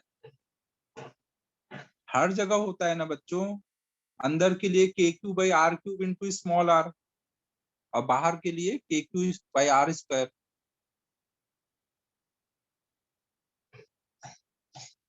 इलेक्ट्रिक फील्ड होता है या नहीं होता अंदर? जहां जहां इलेक्ट्रिक फील्ड होगा वहां वहां एनर्जी स्टोर होगी। हाँ करो श्रेयसन। सर पर इसमें अगर हम बाहर कोई पार्टिकल है तो फिर उस पे भी मतलब पूरी एनर्जी उसको ट्रांसफर होगी ना, ऐसी थोड़ी बहुत थोड़ी होती है मतलब। तो ट्रांसफर वाली बात भूल जा थोड़ी देर के लिए, बस अभी इतना सोच कि जहां इलेक्ट्रिक फील्ड होगी वहां एनर्जी स्टोर होगी हाँ ना। नहीं, तो पर अगर सपोज मतलब एक बाहर पार्टिकल है और उस पे अगर हमको भूल जाए एनर्जी, वो भूल जाए ट्रांसफर वाली बात, वो अभी वो सही से तू समझा नहीं है। अभी उसको समझना नहीं है, अभी बस फील्ड के टर्म में सोच कि मैंने आपको क्या बोला, जहां पे फील्ड होगी वहां एनर्जी स्टोर होगी। तो यहाँ अंदर एनर्जी होगी कि नहीं होगी ये बता। हाँ होगी। अंदर अगर फील्ड है तो अंदर एनर्जी स्टोर होगी, बाहर फील्ड है तो बाहर एनर्जी स्टोर होगी। तो सॉलिड स्फीयर में तो दोनों जगह फील्ड होता है तो दोनों जगह एनर्जी स्टोर होगी। अब एक चीज ये बताओ, मैं यहाँ हॉलो स्फीयर लूं या सॉलिड स्फीयर? एक क्यू चार्ज की वजह से बाहर का फील्ड सेम होगा या अलग होगा? एक क्यू चार्ज का सॉलिड स्फीयर लूं या हॉलो स्फीयर लूं? दोनों की वजह सेम। से बाहर का फील्ड सेम होगा। अगर इलेक्ट्रिक फील्ड सेम होगा तो सेम इलेक्ट्रिक फील्ड के करस्पॉन्डिंग एनर्जी जो स्टोर्ड होगी बाहर वो सेम होगी या अलग होगी? अगर सब कुछ सेम है बाहर इलेक्ट्रिक फील्ड, हॉलो हो या सॉलिड, तो एनर्जी स्टोर भी बाहर क्या आनी चाहिए, सेम। मतलब अगर मैं एक सॉलिड स्फीयर की वजह से बाहर की एनर्जी स्टोर निकालूं, ये सब मैं अभी कैलकुलेट करके दिखाऊंगा ना। मैं अगर बाहर की एनर्जी कैलकुलेट करके निकालूंगा तो वो वही आएगी KQ²/2R, जो हॉलो स्फीयर की वजह से आई थी। और टोटल इतनी है तो फिर मैं अंदर वाली अब निकाल सकता हूँ ना। आप ये वाली वैल्यू यहाँ डाल दो, ये वाली वैल्यू यहाँ पर, और इसको इधर ले आओ, तो अंदर की एनर्जी स्टोर आ जाएगी।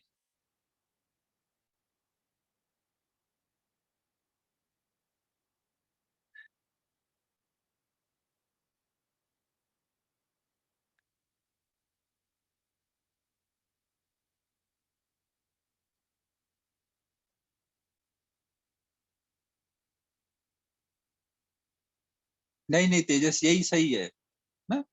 फील्ड पे डिपेंड करती है एनर्जी, अगर सेम फील्ड है तो एनर्जी स्टोर भी सेम हो। अब मैं इसको आपको डिराइव करके समझाता हूँ ना, ये सारी चीजें, ये नोट कर लो पहले।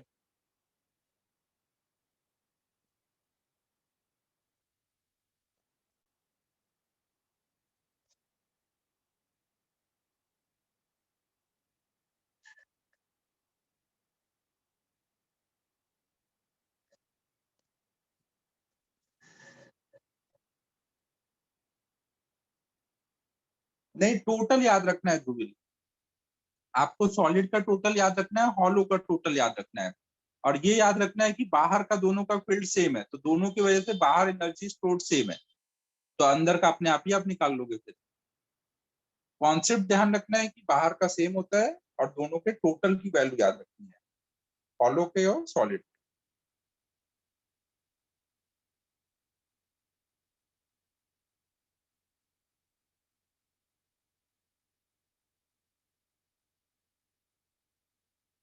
अब हम लोग देखने जा रहे हैं कि मैंने बोला कि भाई जहां पे इलेक्ट्रिक फील्ड होगा वहां एनर्जी स्टोर होगी, तो इस चीज को कि भाई बाहर यहाँ पे मैंने बोला कि कितनी एनर्जी स्टोर है, KQ²/2R, तो ये मैं पूरा बाहर की एनर्जी ऐड करके निकाल के देखता हूँ कि इतनी आ रही है या नहीं आ रही। तो अब इसको दिखाने के लिए मुझे अब फिर से एक फॉर्मूला यूज करना पड़ेगा, और वो फॉर्मूले का डेरिवेशन कैपेसिटर चैप्टर में आएगा। तो अभी के लिए आपको फिर एक फॉर्मूला देखना है, वो अभी याद रखना है। तो ये फॉर्मूला क्या है, ये फॉर्मूला क्या है कि अगर किसी पॉइंट पे इलेक्ट्रिक फील्ड की वैल्यू ई है, अगर किसी पॉइंट पे इलेक्ट्रिक फील्ड की वैल्यू ई है, तो यहाँ पे अगर मैं एक छोटा सा वॉल्यूम ले लूं, उस जगह पे स्पेस में छोटा सा डीवी वॉल्यूम, तो उस डीवी वॉल्यूम में जो एनर्जी स्टोर होगी DU/dV, मतलब energy store per unit volume की वैल्यू हमेशा आएगी हाफ एप्सिलॉन ई स्क्वायर, जहाँ एप्सिलॉन क्या होगा, उस मीडियम की परमिटिविटी। अगर किसी पॉइंट पर ई पता है तो वहां पे आप energy store per unit volume के लिए ये फॉर्मूला लगा सकते हो। अब ये जो फॉर्मूला होगा ये हम लोग कैपेसिटर चैप्टर में देखेंगे, इसको हम बोलते हैं एनर्जी स्टोर्ड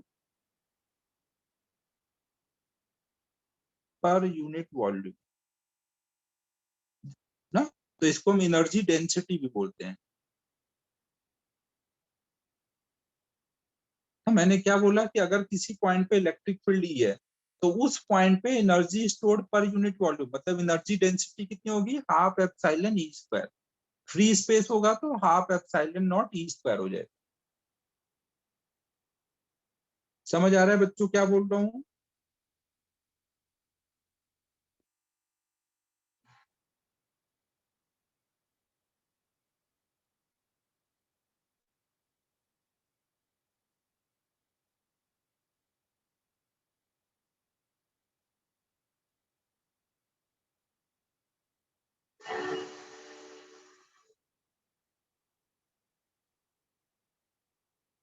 ना हम ऐसे ये एनर्जी डेंसिटी का फॉर्मूला याद रखेंगे। एनर्जी डेंसिटी का फॉर्मूला क्या होता है, हाफ एप्सिलॉन ई स्क्वायर।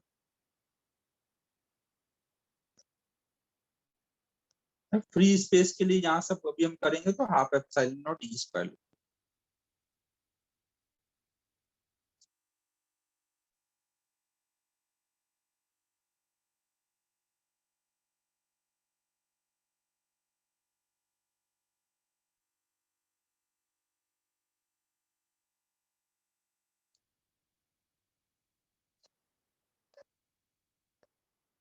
ठीक है बच्चों,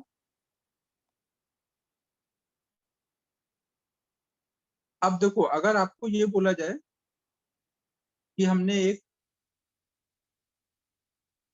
हॉलो स्फीयर लिया जिसका रेडियस आर है, तो अंदर तो कोई ई है नहीं, इसके अंदर कोई ई नहीं है, तो अंदर किसी भी पॉइंट पे कोई एनर्जी स्टोर्ड है? इसके अंदर तो कोई भी इलेक्ट्रिक फील्ड नहीं है, तो अंदर किसी भी पॉइंट पे कोई एनर्जी स्टोर नहीं है, तो अंदर की एनर्जी स्टोर कितनी आएगी? जीरो ना, अंदर वाले पार्ट की एनर्जी स्टोर जीरो रहेगी। बाहर तो इलेक्ट्रिक फील्ड होगा ना, बाहर तो इलेक्ट्रिक फील्ड होगा हर जगह, तो हर जगह स्पेस में एनर्जी स्टोर्ड है। अगर मैं वो हर जगह की एनर्जी को ऐड करके निकालूं तो वो कितना आना चाहिए? के क्यू स्क्वायर बाई 2r। तो हम लोग यही निकाल के देखते हैं इतना आ रहा है या नहीं। तो अब मैं कैसे सोचूंगा? मैं एक छोटा सा डीवी वॉल्यूम लूंगा, जहां पे ई सेम होगा ऐसा एक छोटा सा डीवी वॉल्यूम लूंगा। तो इसके लिए मैं कर देता हूँ आर डिस्टेंस पर, अगर मैं डी आर थिकनेस का एक ऐसा हॉलो स्फीयर ले लूं, आर डिस्टेंस पे डी आर थिकनेस का,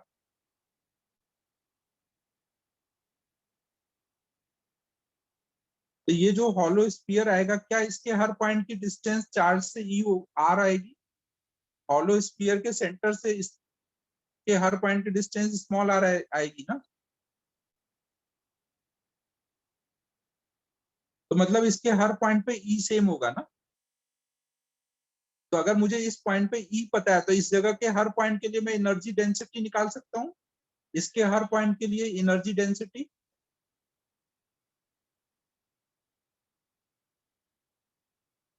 अब मान लो इसमें टोटल डीयू एनर्जी स्टोर्ड है, इस पूरे पार्ट में डीयू एनर्जी स्टोर्ड है, और इस पार्ट का वॉल्यूम डीवी है। तो मुझे पता है कि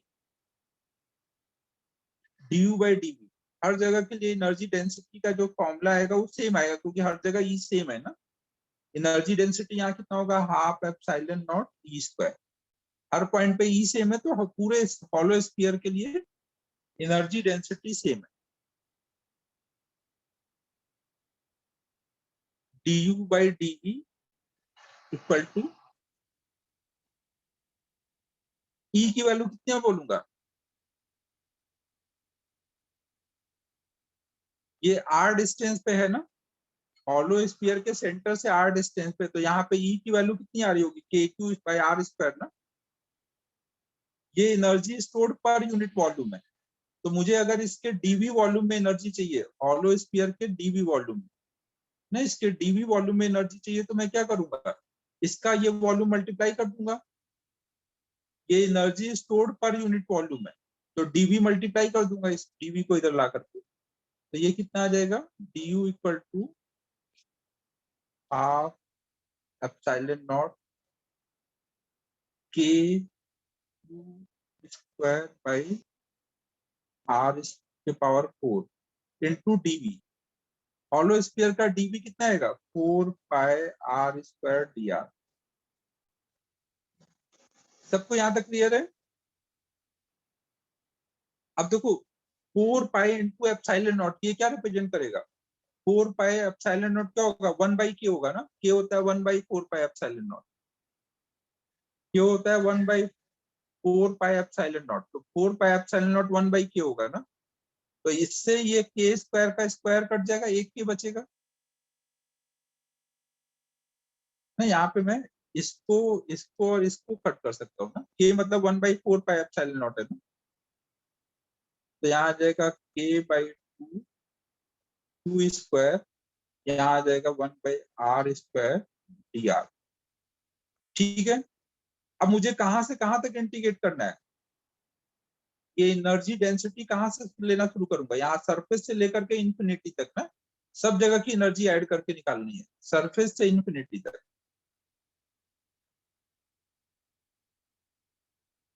तो मैं जब इसको इंटीग्रेट करूंगा पूरे के लिए निकालने के लिए, तो ये सब तो कांस्टेंट है, बाहर आ जाएंगे, और कैपिटल आर से इंफिनिटी तक इंटीग्रेट करना। कुछ चमक रहा है बच्चों? क्या हो रहा है? या सब ऊपर से अब जा रहा है?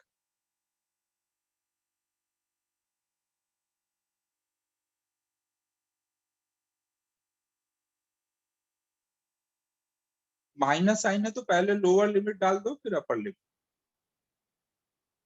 तो ये पूरी एनर्जी ऐड करके आ गई, ये q square by two r है, जो अपन ने निकाला था कि इतना वर्क करना पड़ा था एक्सटर्नल एजेंट को इसको बनाने में, वही स्टोर हो रखी है स्पेस में। कुछ समझ आया बच्चों? ना, तो मैंने एक केस में आपको समझाया कि कैसे, देखो कहीं पे अगर इलेक्ट्रिक फील्ड है तो वहां पे एनर्जी स्टोर होगी, ऐसे आप हर जगह डिराइव कर सकते हो। तो बस आपको इतना करना नहीं है, बस कॉन्सेप्ट बना लो, जहां ई वहां एनर्जी। और एनर्जी पर यूनिट वॉल्यूम के लिए फॉर्मूला याद रखो ना, एनर्जी डेंसिटी का formula half epsilon not E square. फॉर्मूले का डेरिवेशन कैपेसिटर वाले चैप्टर में करा दिया जाएगा, नोट करो इसको अब।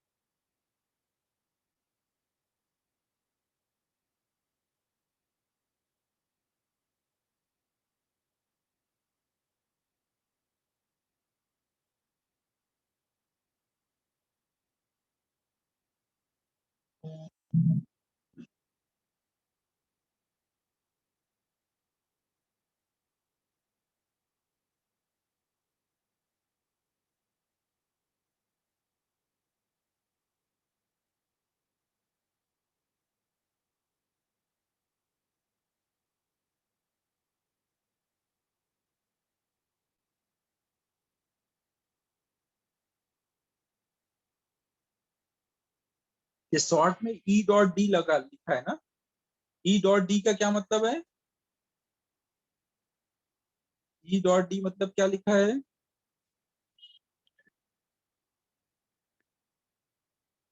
Energy density.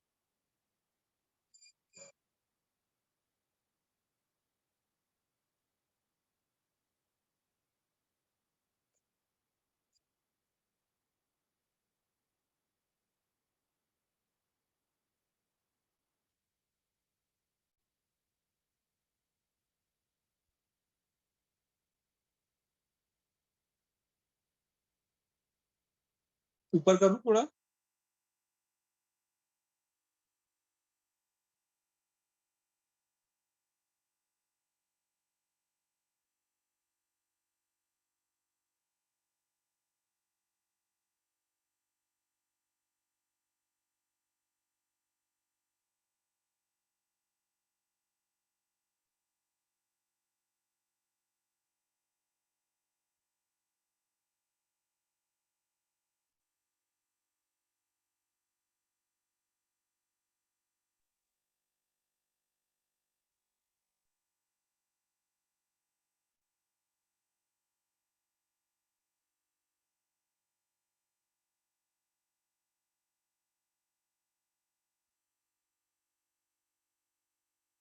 डीवी लिखने का पॉइंट ये, डीवी की वैल्यू तो सबको क्लियर होगी ना। इस हॉलो स्फीयर की ये वाले पार्ट का वॉल्यूम कैसे निकालेंगे? आर डिस्टेंस पे ये डी आर थिकनेस का हॉलो स्फीयर है।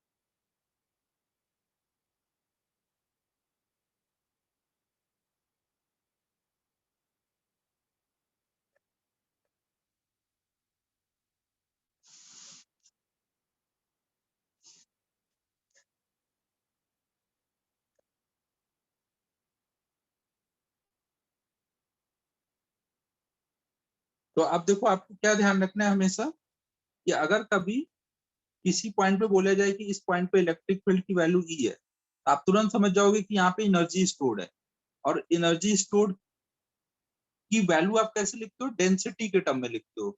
एक छोटा सा अगर हम यहाँ पे डीवी वॉल्यूम ले लें ना, बहुत छोटा सा वॉल्यूम ले रहे हैं, समझाने के लिए बड़ा दिख रहा हूँ। एक छोटे से डीवी वॉल्यूम में अगर डी यू एनर्जी स्टोर्ड है यहाँ पर, तो आप उसकी डेंसिटी पता है आपको, d v by d u by d v की वैल्यू आप बोलोगे कितनी है? Half epsilon E square.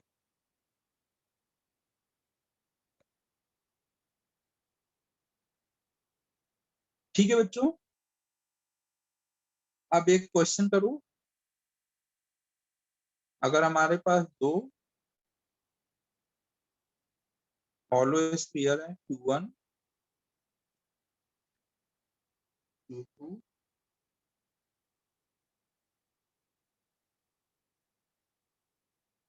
दोनों पे जो चार्ज है वो कुछ Q है, दोनों के रेडियस R है, और इनके बीच की डिस्टेंस सेंटर टू सेंटर कुछ 5R है। तो यहाँ पे हमें पूरे सिस्टम की पोटेंशियल एनर्जी बतानी।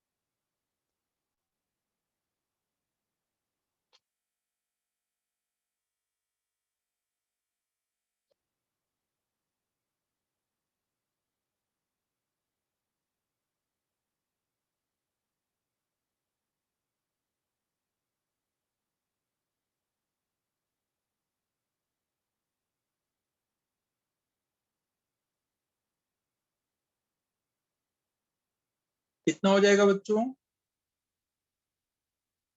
आप एक तो सोचोगे कि पहले इसको इनफाइनाइट पे बनाओगे, आप इनफाइनाइट पे जब इसको बनाओगे तो इसकी कुछ सेल्फ एनर्जी आ जाएगी, इसको भी इनफाइनाइट पे बनाओगे, इसकी सेल्फ एनर्जी आ जाएगी, फिर दोनों को ला करके आसपास रखोगे तो वो पेयर की पोटेंशियल एनर्जी है, इसकी सेल्फ एनर्जी, इसकी सेल्फ एनर्जी, और ये पेयर की पोटेंशियल एनर्जी है। हॉलो स्फीयर अगर बाहर है दोनों, तो वहां पे डायरेक्ट वो दो पॉइंट चार्ज वाले पेयर वाला फॉर्मूला लगा सकते हो ना।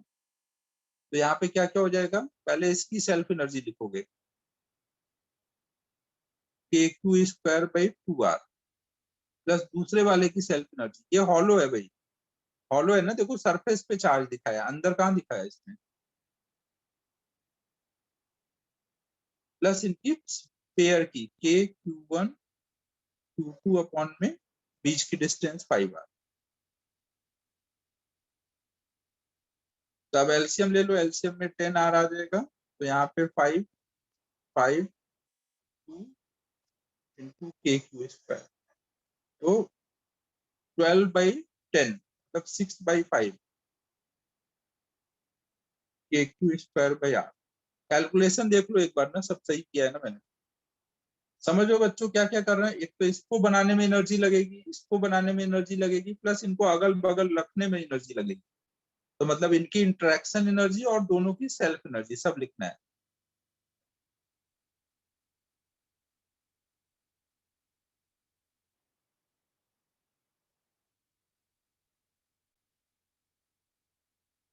समझ आ रहा है बच्चों?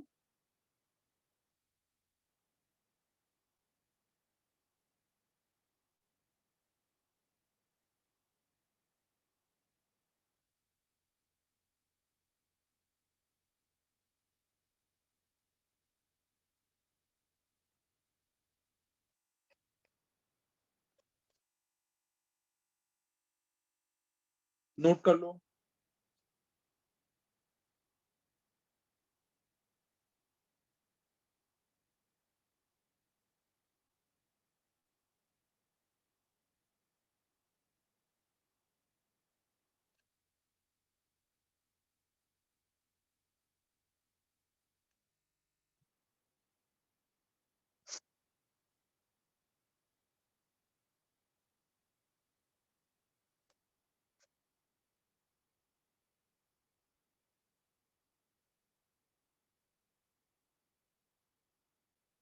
नोट करने के बाद ये प्रॉब्लम करना है आपको। एक हॉलो स्फीयर है, उस पे चार्ज Q है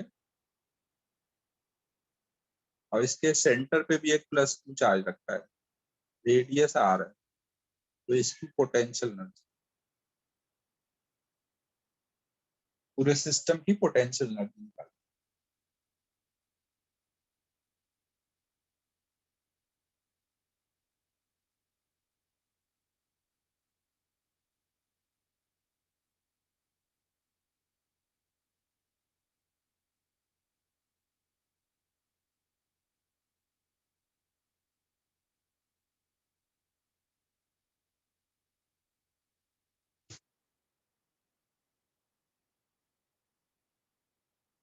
हाँ सही है पांडा।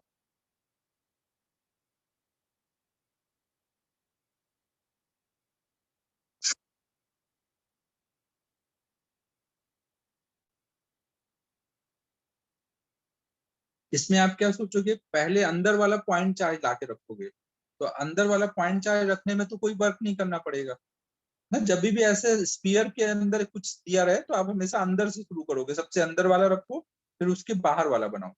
तो अकेले इसको रखने में कोई वर्क नहीं करना पड़ा जब ये लेके आए। फिर जब इसको लेके आओगे तो DQ चार्ज लाके सरफेस पे रख रहे हो, तो एक DQ लाके रख दोगे, फिर अगला DQ लाओगे तो पहले वाला DQ रिपेल करेगा, तो उसके अगेंस्ट में वर्क, मतलब इसकी सेल्फ एनर्जी। और प्लस जब DQ लेके आ रहे हो तो इसके वजह से भी यहाँ पे रख रहे हो तो वर्क करना पड़ रहा है ना, इसका भी इफेक्ट आएगा ना इस पर सरफेस पे। तो इनकी इंटरेक्शन एनर्जी और इसकी सेल्फ एनर्जी, दो चीजें होंगी यहाँ पर, इन दोनों की इंटरेक्शन और इसकी सेल्फ। तो इंटरेक्शन एनर्जी कितनी लिखोगे, सॉरी सेल्फ एनर्जी तो वही है, हॉलो स्फीयर की सेल्फ एनर्जी KQ²/2R।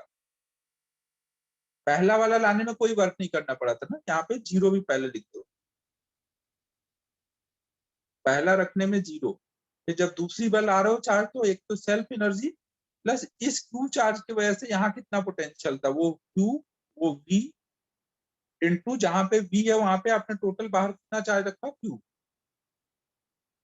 समझ लो ना, ये Q चार्ज यहाँ रखा, वहां पे पॉइंट चार्ज की वजह से कितना पोटेंशियल है, KQ/R। हर तरफ फैला दिया है ना, हर जगह पोटेंशियल वही है, KQ/R, Q इंटू V। तो ये इनकी इंटरेक्शन एनर्जी होगी। तो ये दोनों ऐड होकर के G/2 KQ²/R।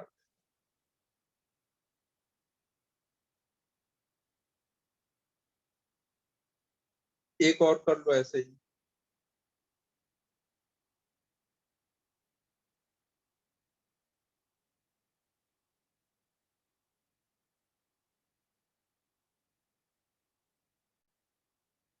हाँ ऐसे भी सोच सकते हो, वो भी चलेगा।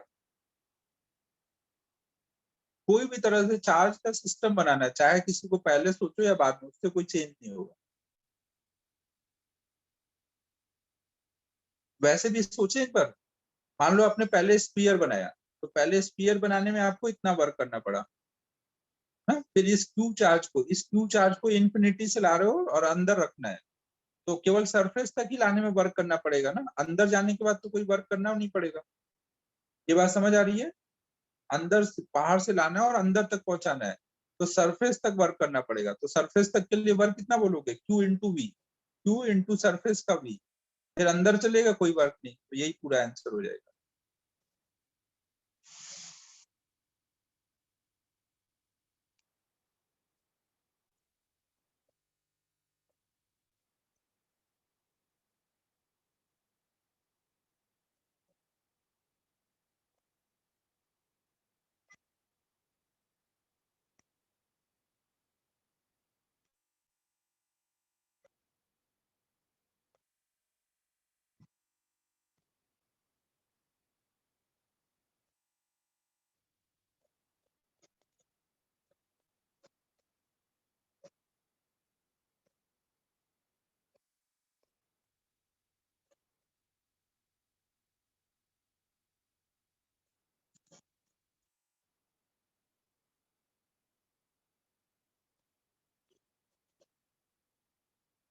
अब ये देखो, मान लो हमारे पास एक +2 चार्ज वाला कॉन्सेंट्रिक हॉलो स्फीयर है और बाहर -2 चार्ज वाला एक स्फीयर है, हॉलो स्फीयर। इसका रेडियस कुछ r है, इसका रेडियस 2r है। तो ये दो कॉन्सेंट्रिक हॉलो स्फीयर है। इस पूरे सिस्टम की हमें पोटेंशियल एनर्जी निकालना। कॉन्सेंट्रिक, दोनों का सेंटर सेम है, हॉलो स्फीयर। एक पे +2 चार्ज है, एक पे -2 चार्ज है।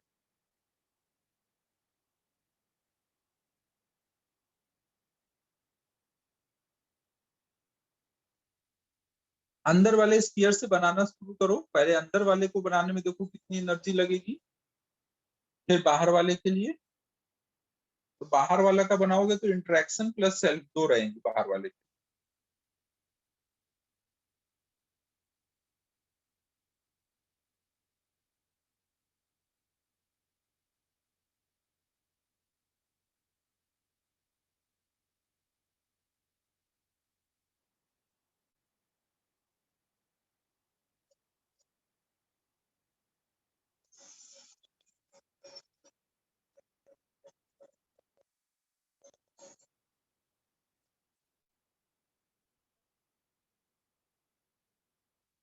हो गया होगा सबका? चेक करते हैं सही हुआ या नहीं। सबसे पहले हम देखो अंदर वाला स्फीयर बनाएंगे ना। अंदर वाला बनाने में हमें केवल क्या है, इसकी सेल्फ एनर्जी लिखनी पड़ेगी। तो वो लिख लेते हैं, kq²/2r प्लस। अब जब हम बाहर वाला बना रहे होंगे तो dq चार्ज लाके सरफेस पे रख रहे हैं, तो एक तो इसकी सेल्फ एनर्जी आएगी, प्लस इस चार्ज की वजह से भी यहाँ पोटेंशियल है ना। जहां पे ये -q चार्ज बाहर लाके रख रहे हैं, वहां पे इस अंदर वाले चार्ज की वजह से भी पोटेंशियल है। तो इनके बीच की इंटरेक्शन एनर्जी भी आएगी। इंटरेक्शन एनर्जी कैसे लिखेंगे, जहां पे रख रहे हैं वहां पे चार्ज कितना लाए हैं, -2, और उस पॉइंट का पोटेंशियल कितना है अंदर की वजह से, kq/2r ना। ये अंदर वाले स्फीयर की वजह से बाहर पोटेंशियल कितना लिखोगे, सारा चार्ज सेंटर पे लेके kq/r, r कितना है 2r। तो ये q इंटू v इनकी इंटरेक्शन एनर्जी हो गई, प्लस इसकी सेल्फ एनर्जी। तो सेल्फ कितनी हो जाएगी, सेल्फ तो हमेशा प्लस में होती है ना, चार्ज माइनस होगा तो भी स्क्वायर होके प्लस ही हो जाएगा। kq²/2r, r कितना है बाहर वाले स्फीयर का, 2r है। ये फॉर्मूले का 2 है ना, और ये रेडियस 2r है। तो अब देख लो ये कितना हो जा रहा है, ये वाला टर्म तो कट जा रहा है ना, तो kq²/4r आ जाता है। समझ आया सभी को बच्चों, कैसे लिखोगे पोटेंशियल एनर्जी सिस्टम की?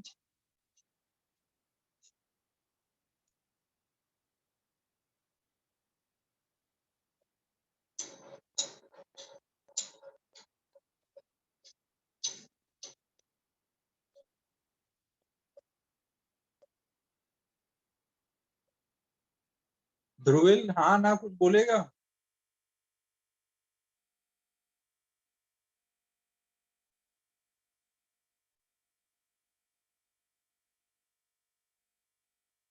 समझ आ गया है ना?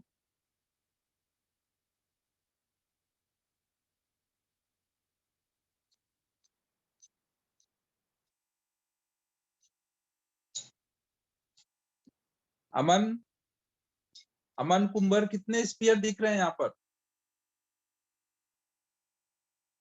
2 ही दिख रहे हैं ना, 100 तो नहीं दिख रहे हैं?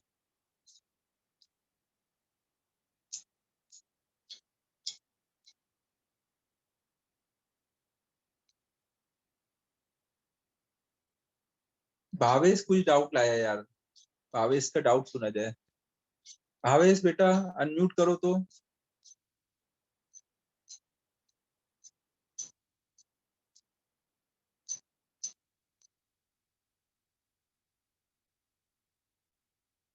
अबे सरकारी तो कब से मैं बोल रहा हूँ, तुम दिल पे ले रहे हो।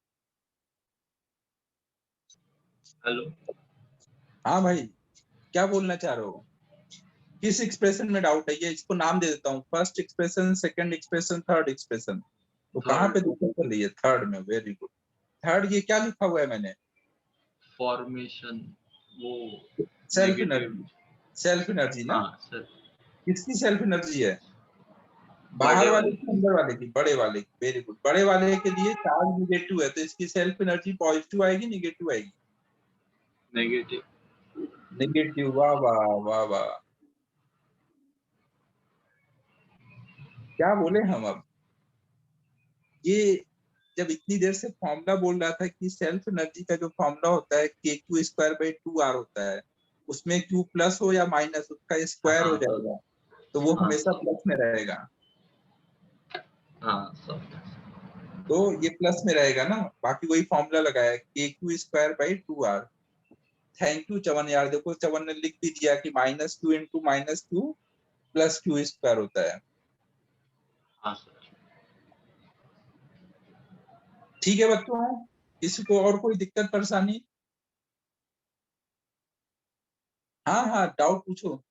सरयू ने कभी तो डाउट पूछा भाई, मतलब जो बड़े हाँ लोग सर। होते हैं उनको तुरंत सब चीजें समझ आ जाती है, तो डाउट की जरूरत ही नहीं होती है।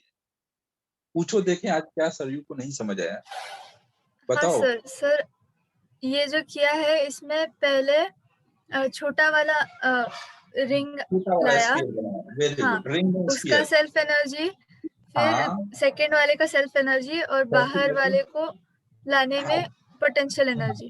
हाँ, जब अगर हम पहले, बाहर वाले को ला रहे थे तो अंदर वाले की वजह से पोटेंशियल था ना, तो वो भी लिखा है। हाँ सर, हाँ, तो अब बोलो। उसके लिए जो छोटी रिंग थी उसको पॉइंट चार्ज माना।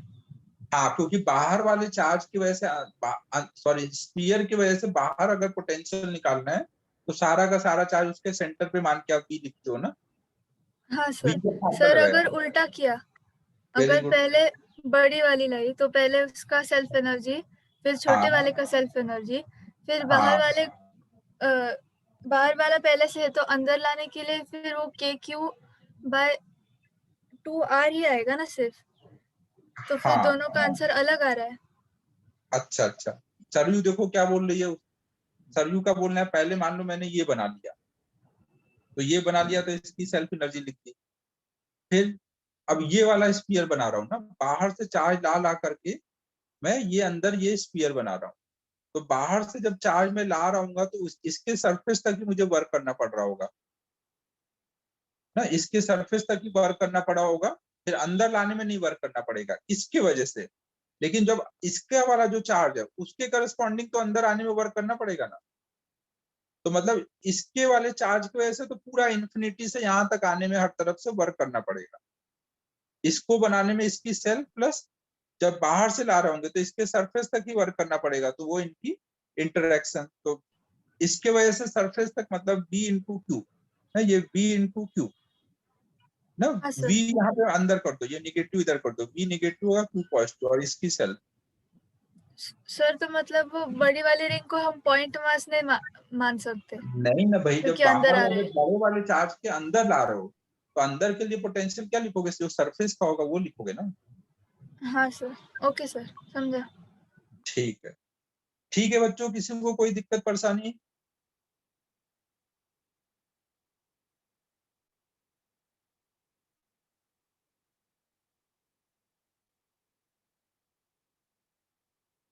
हाँ ध्रुविल, अनम्यूट करो।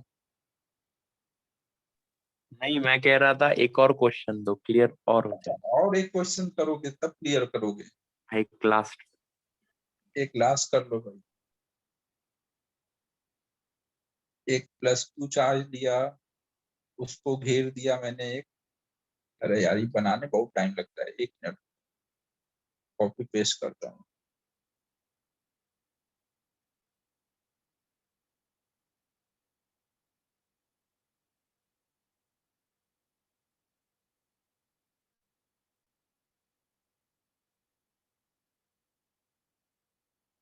अब इतनी जल्दी नहीं बनता है अमन कुछ भी।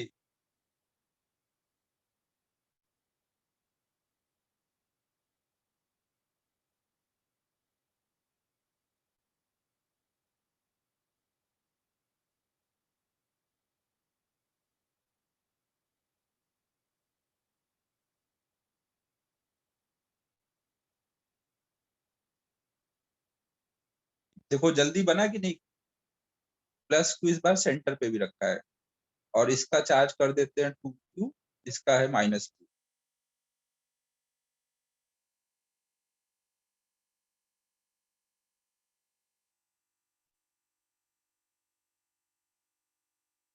अरे इसीलिए तो मैंने बनाया नहीं कि क्लासेस खत्म हो जाती तो तुम लोग सॉल्व कैसे करते। सॉल्व करने के लिए रुकना पड़ेगा ना, इसलिए कॉपी पेस्ट किया कि क्लास खत्म ना होने पाए।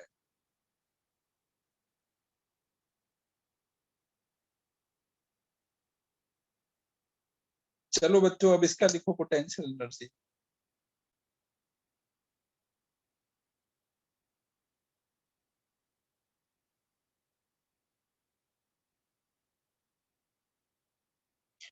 देखो जब कॉन्सेंट्रिक रहे ना तो ज्यादा बेटर यही रहता है कि अंदर से स्टार्ट करो, सबसे पहले अंदर वाला लो, फिर उससे ऊपर वाला, फिर उससे ऊपर वाला, ऐसे लिखते जाओ।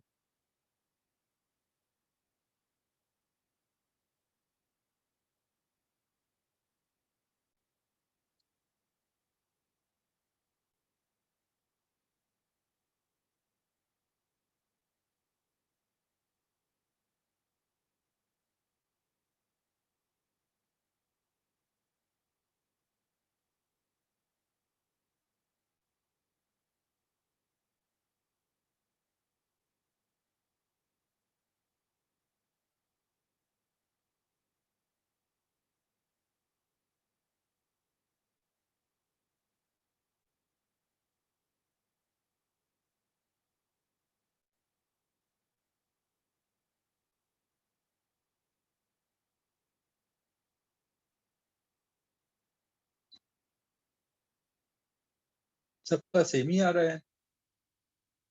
अच्छा नहीं, स्वभाव इसका सही है, सेम है। चार्ज का देखो यहाँ मैग्नीट्यूड भी चेंज किया है ना, बाद में मत बोलना कि ये देखा नहीं। यहाँ 2q किया है, यहाँ -q है, सेंटर पे +q है।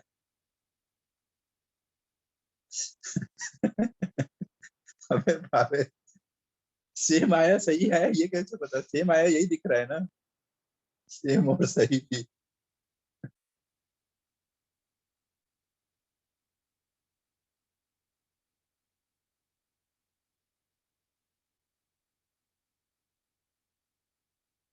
कॉन्फिडेंस में है भावेश आज फुल। और ज्यादा कॉन्फिडेंस कब आता है तुम लोग को पता ही होगा।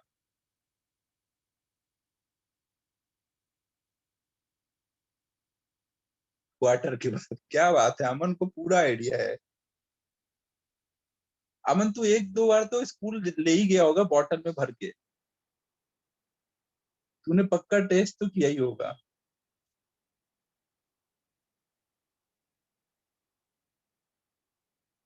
पानी के साथ बॉटल में भर के रेसेस में पार्टी मनाई होगी तूने, ब्रेक में स्कूल में।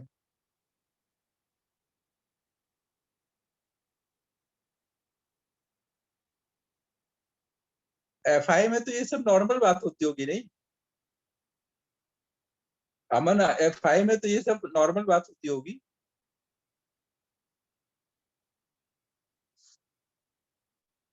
भावेश तो भाई कहाँ, भावेश के लिए तो ये सब बड़ी चीज है। भावेश तो पढ़ता होगा मराठा स्कूल में, वहां तो ऑरेंज जूस ही ले आते होंगे तो बहुत बड़ी चीज हो जाती होगी।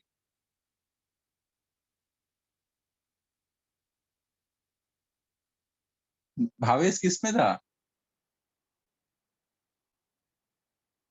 भावेश के लिए भी आम ही बात है। अच्छा,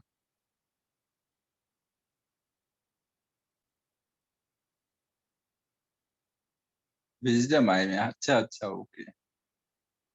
हाँ तो विजडम आई भी तो एफआई सब कंपेरेबल ही है। अच्छा अच्छा, मैंने गलत इंटरप्रेट कर लिया। विजडम आई और एफआई तो सेम लेवल पे चलते हैं, भावेश के लिए भी नॉर्मल बात ही है। डीपीएस वाला है कोई यहाँ पे? डीपीएस वाला, डीपीएस वाला है कोई बच्चा?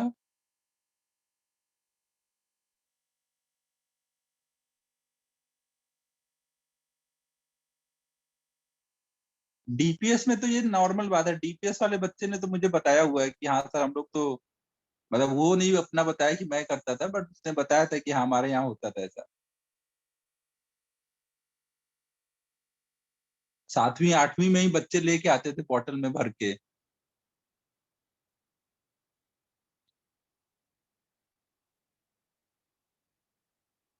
आप देखो, अमन ने बोला सच्चाई, मैं यही बोल रहा था कि FI में नॉर्मल बात होगी ये। कहाँ से क्या लाते होंगे यार, घर में बहुत लोगों के यहाँ घर में ही रखे रहते हैं, बार बना रहता है पूरा, एकदम प्राइवेट बार रहता है, तो एक आध बोतल उठा लेते हैं बच्चे, पता भी नहीं चलता।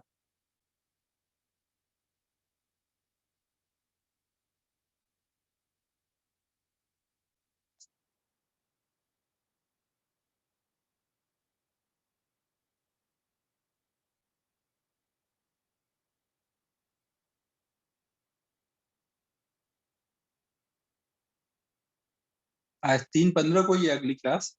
अच्छा, ये बस एक क्वेश्चन ये करा लेने दो, फिर छोड़ देता हूँ जल्दी।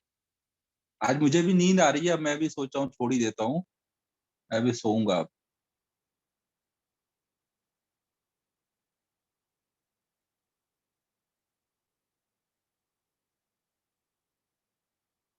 तो अब देखो बच्चों, सब लोग याद रखना है ना, अमन ने एक्सेप्ट किया है कि वहां पे होता है ऐसा। अमन ने अब ये भी बोल ही देगा कुछ दिन बाद कि हाँ उसने भी ट्राई किया था 1-2 बार। तो अब हम लोग स्टार्ट करते हैं इसको सॉल्व करना।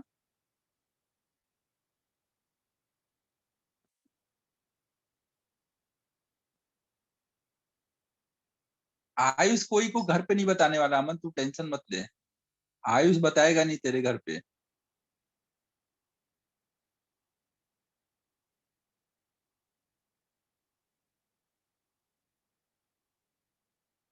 तो अब देखो बच्चों, हम लोग अब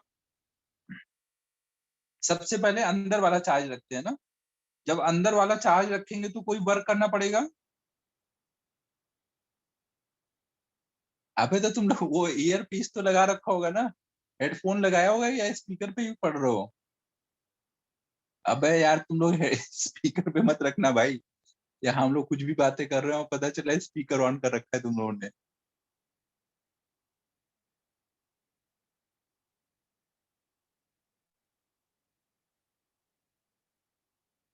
अरे यार मम्मी को भी लगेगा सर लोग क्या बातें करते हैं क्लास में।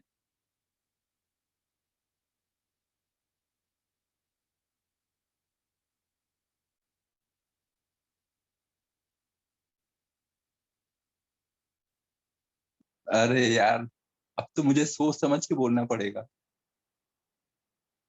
चलो देखो बच्चों, अब तो सबसे पहले देखो हम लोग अंदर वाला चार्ज ला के रखेंगे ना। तो जब कुछ भी नहीं था और क्यू ला के रखेंगे तो कोई वर्क नहीं करना पड़ा, तो मैं एक एक लिखता जाता हूँ और रखता जाता हूँ। तो अपना अंदर वाला चार्ज रख दिया गया है। अब ये वाला चार्ज का स्फीयर बना रहा हूँ। अब अंदर वाले चार्ज का स्फीयर बनाऊंगा तो एक तो इसकी सेल्फ एनर्जी लगेगी, और एक अंदर जो पहले से चार्ज है उसकी इंटरेक्शन एनर्जी ना। तो एक तो इसकी सेल्फ एनर्जी हो गई Q²/2R। आर कितना है उसका, आर है। और इंटरेक्शन एनर्जी कितनी होगी, जहां पे मैं चार्ज ला रहा हूँ का स्फीयर बना रहा हूँ, वहां पे पहले से पोटेंशियल कितना है, KQ/R। ठीक है बच्चों, अंदर तक का स्फीयर अपना बन चुका है ना, अंदर तक का अपना यहाँ तक आ जाएगा। अब बाहर वाला स्फीयर बनाता हूँ। बाहर वाला स्फीयर जब बनाऊंगा तो जब इसका चार्ज ला ला के रखना शुरू करूंगा, तो एक तो इसके जो DQ चार्ज ला के रख रहा हूँ, तो पहले से जो DQ होंगे वो रिपेल करेंगे, मतलब सेल्फ एनर्जी इसकी लगेगी। प्लस इन दोनों के वजह से, पॉइंट चार्ज और अंदर वाले स्फीयर की वजह से, यहाँ पे ऑलरेडी V है, तो इन दोनों की वजह से इंटरेक्शन एनर्जी भी होगी। तो एक तो बाहर वाले की सेल्फ के Q²/2R, आर कितना है 2R, प्लस बाहर वाले चार्ज को रखने में कितना V आएगा। तो अंदर देखो, अब ये वाले चार्ज की वजह से जब बाहर भी लिखोगे तो इसको सेंटर पे ही मानोगे ना, और पॉइंट चार्ज ऑलरेडी है उसके वजह से भी लिखना है, तो टोटल आप सेंटर पे 3Q मान सकते हो। तो पोटेंशियल कितना हो जाएगा, K3Q/2R। अब ये पूरा सॉल्व करो, ये देखो सॉल्व करके कितना हो जा रहा है।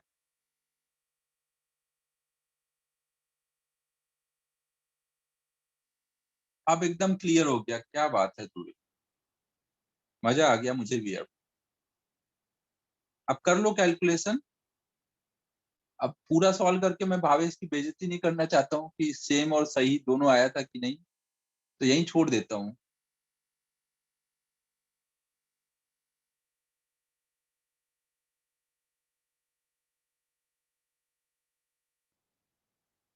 अच्छा अच्छा ठीक है, मैं वो वाला जो पहली बार भेजा था उसको मैं नहीं चेक कर रहा था इसलिए।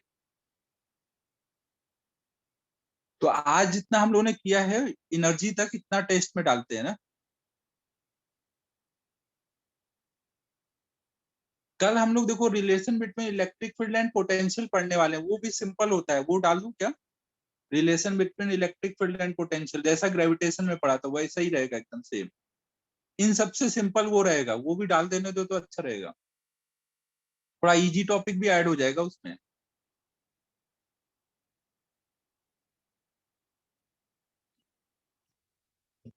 डाल ही देता हूँ कल। कल इलेक्ट्रिक फील्ड और पोटेंशियल के बीच में रिलेशन तक का डाल देता हूँ, सिंपल टॉपिक है वो, तुम लोग के लिए अच्छा रहेगा स्कोर करना। अब मेरे को क्वेश्चन भी मिल जाएंगे यार, 30 क्वेश्चन टॉपिक वाइज खोजना बहुत डिफिकल्ट होता है, तो मेरे लिए भी इजी रहेगा।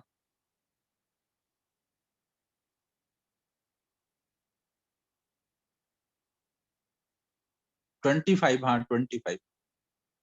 चलो होमवर्क दे देता हूँ, बस जल्दी छोड़ देता हूँ, एहसान याद रखना मेरा ये। चलो नोट करो होमवर्क।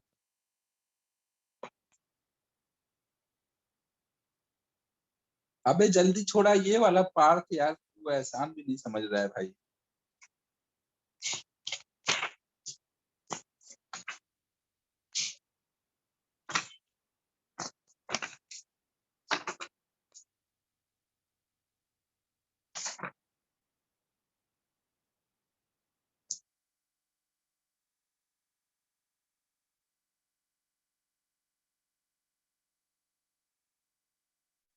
नहीं नहीं, तुम लोगों ने बोला है तब मैं छोड़ रहा हूँ, अब बिना बोले मैं छोड़ता ही नहीं। होमवर्क नोट करो, इलुस्ट्रेशन 18 से स्टार्ट करके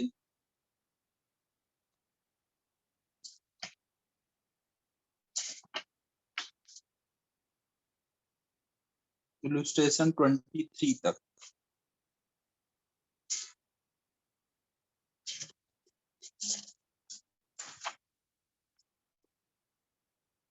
फिर इलुस्ट्रेशन 30 से स्टार्ट करके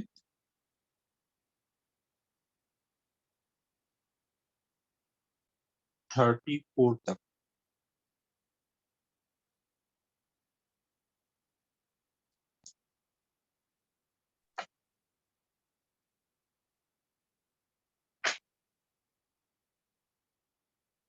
अरे कल्पेश का भी रिप्लाई आया, कल्पेश तो बहुत दिन बाद दिखा आज। इन टेक्स्ट एक्सरसाइज 5 कंप्लीट।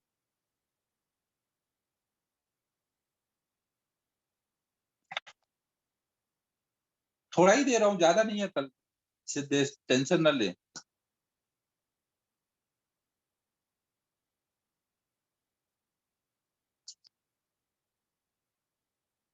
ठीक है बस इतना ही दे रहा हूँ, इतना कर लो।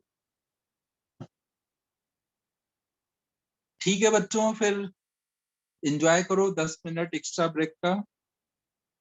कल मिलते हैं अब। Bye bye everyone.